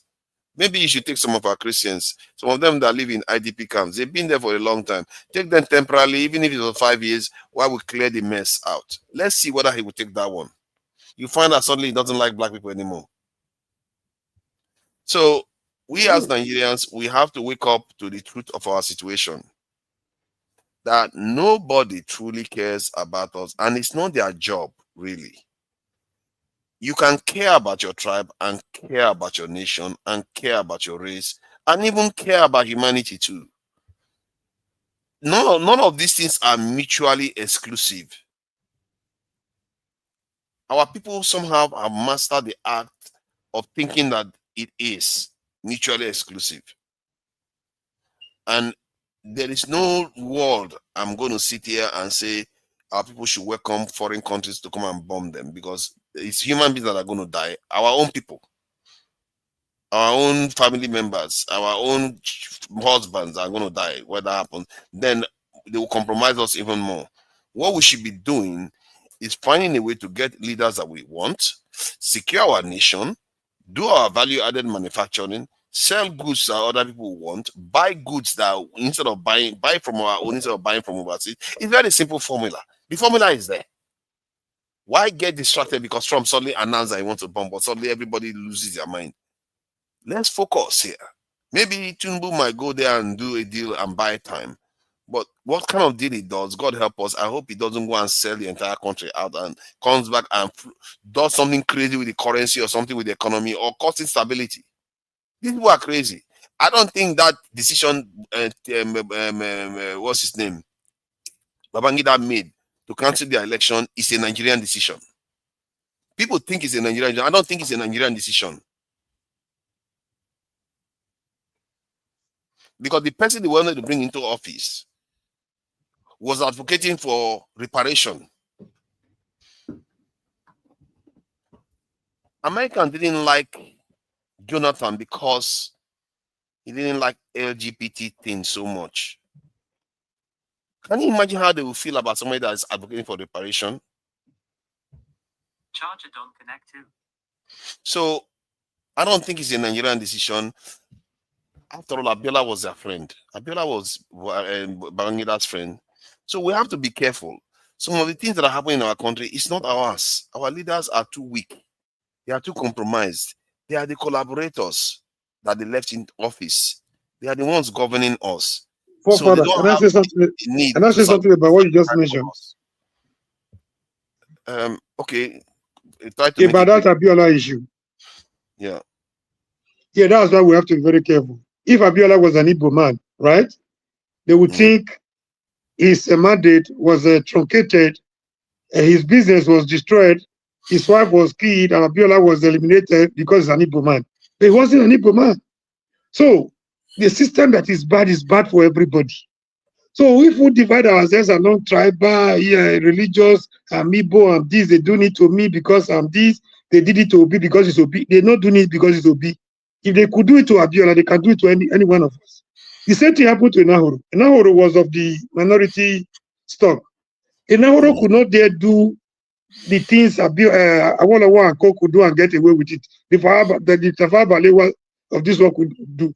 Because he was from minority. So this oppression is a bad system that is not okay for everybody. So the oppression, if the system is bad and it can affect anybody, it's not bad because I'm Igbo. Look at the way they dealt with Abiola, squarely, even by his own closest friend. Exactly. IBB. He thought it was a joke.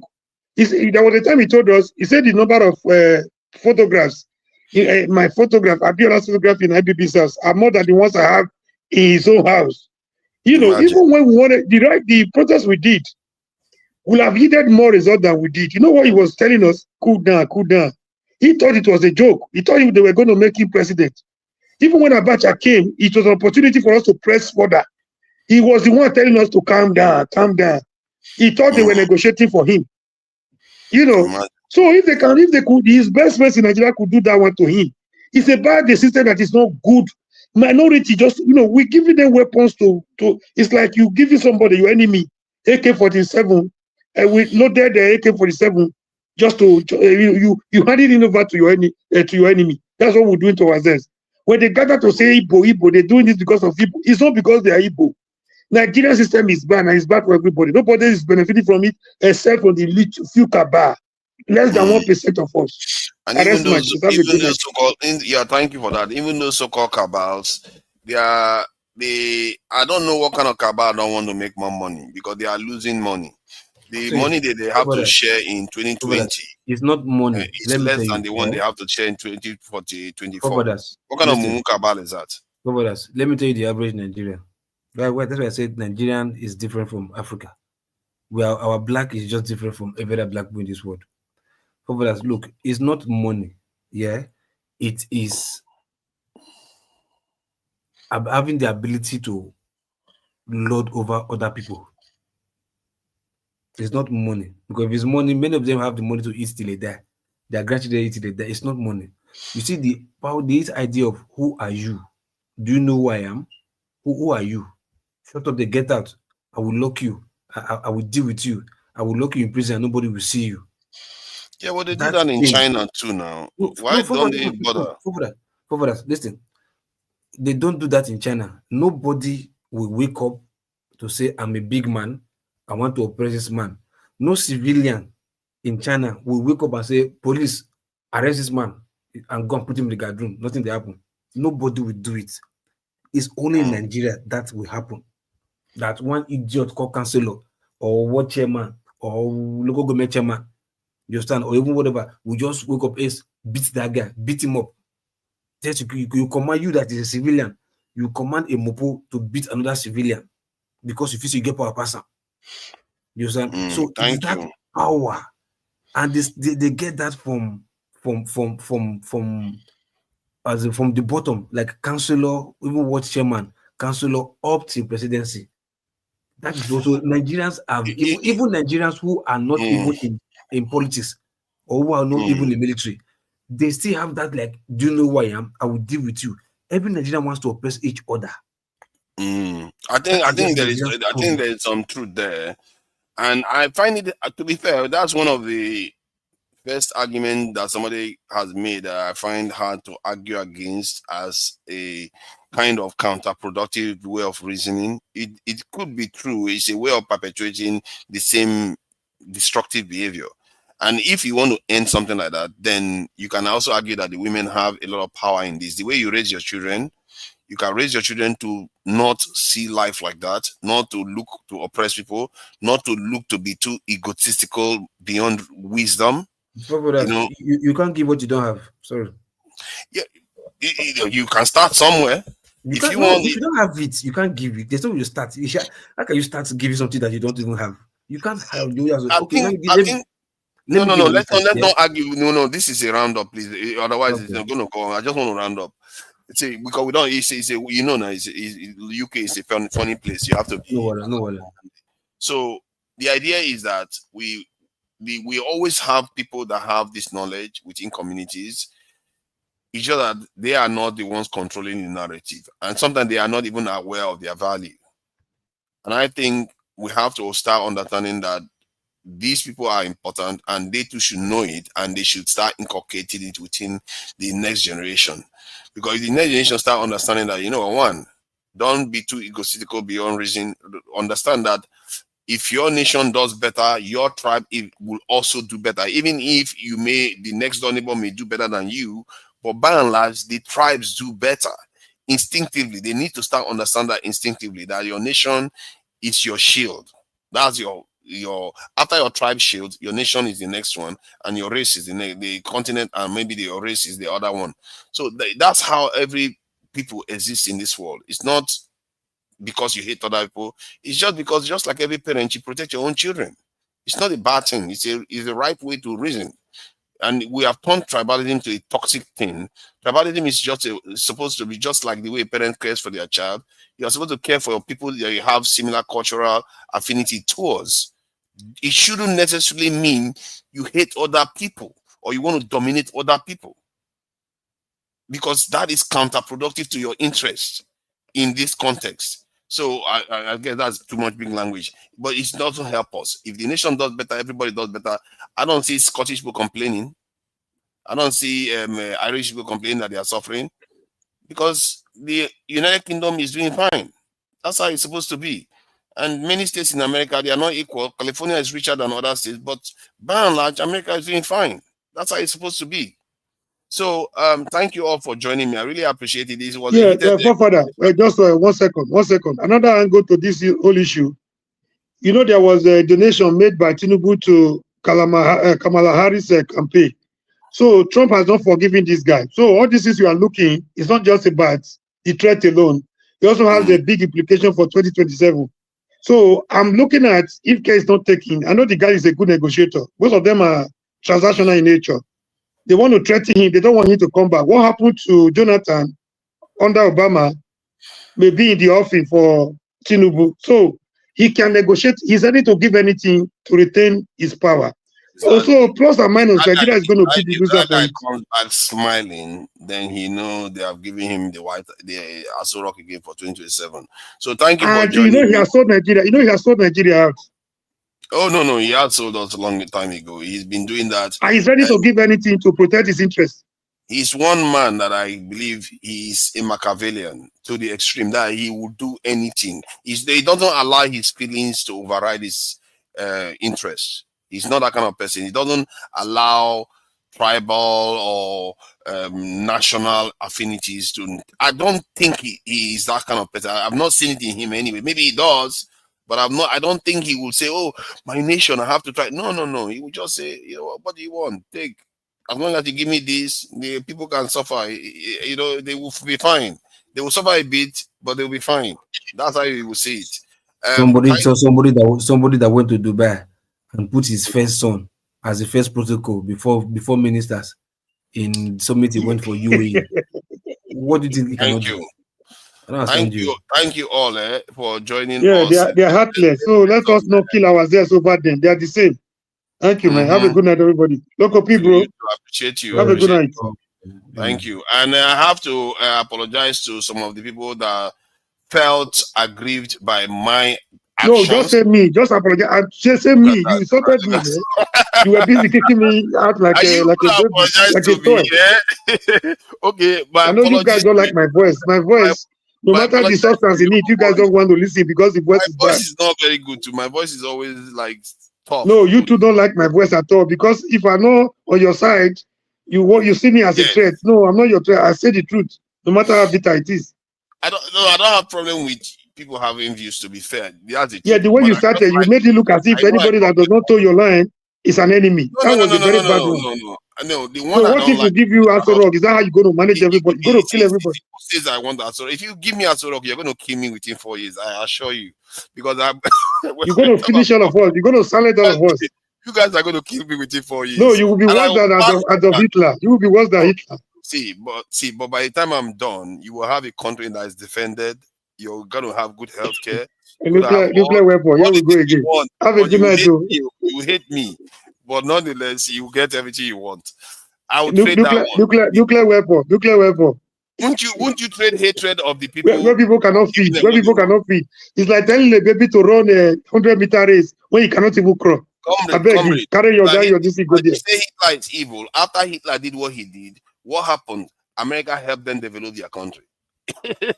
When the first time when the Germans were behaving, they punished them with the Warsaw Pact, and Germany was resentful. They were very poor, and they fought their way out. Hitler did what he did, and after what they did, they developed this thing. Look at Japan. Japan fought America to a standstill. They had to use nuclear weapons, and look at what they did. They developed them. So why is it that they don't develop us? Why? We have not done anything to them. Our people, we should be asking questions. So I will leave that question with Nigerians. We didn't do anything to them. Why have they not helped us in any way? So till next time, guys, let me play this some of our Nigerian cultural thing to remind us that after all, we are all in this country called Nigeria, for better or for worse. Did you hear what I said that time when I said the owner of Manchester City is the one supporting the terrorist group in Sudan? Yes, in Sudan. Yeah, the problem that is occurring, man, there's a lot of discussion to be had. In time, we'll have all these conversations. Thank you.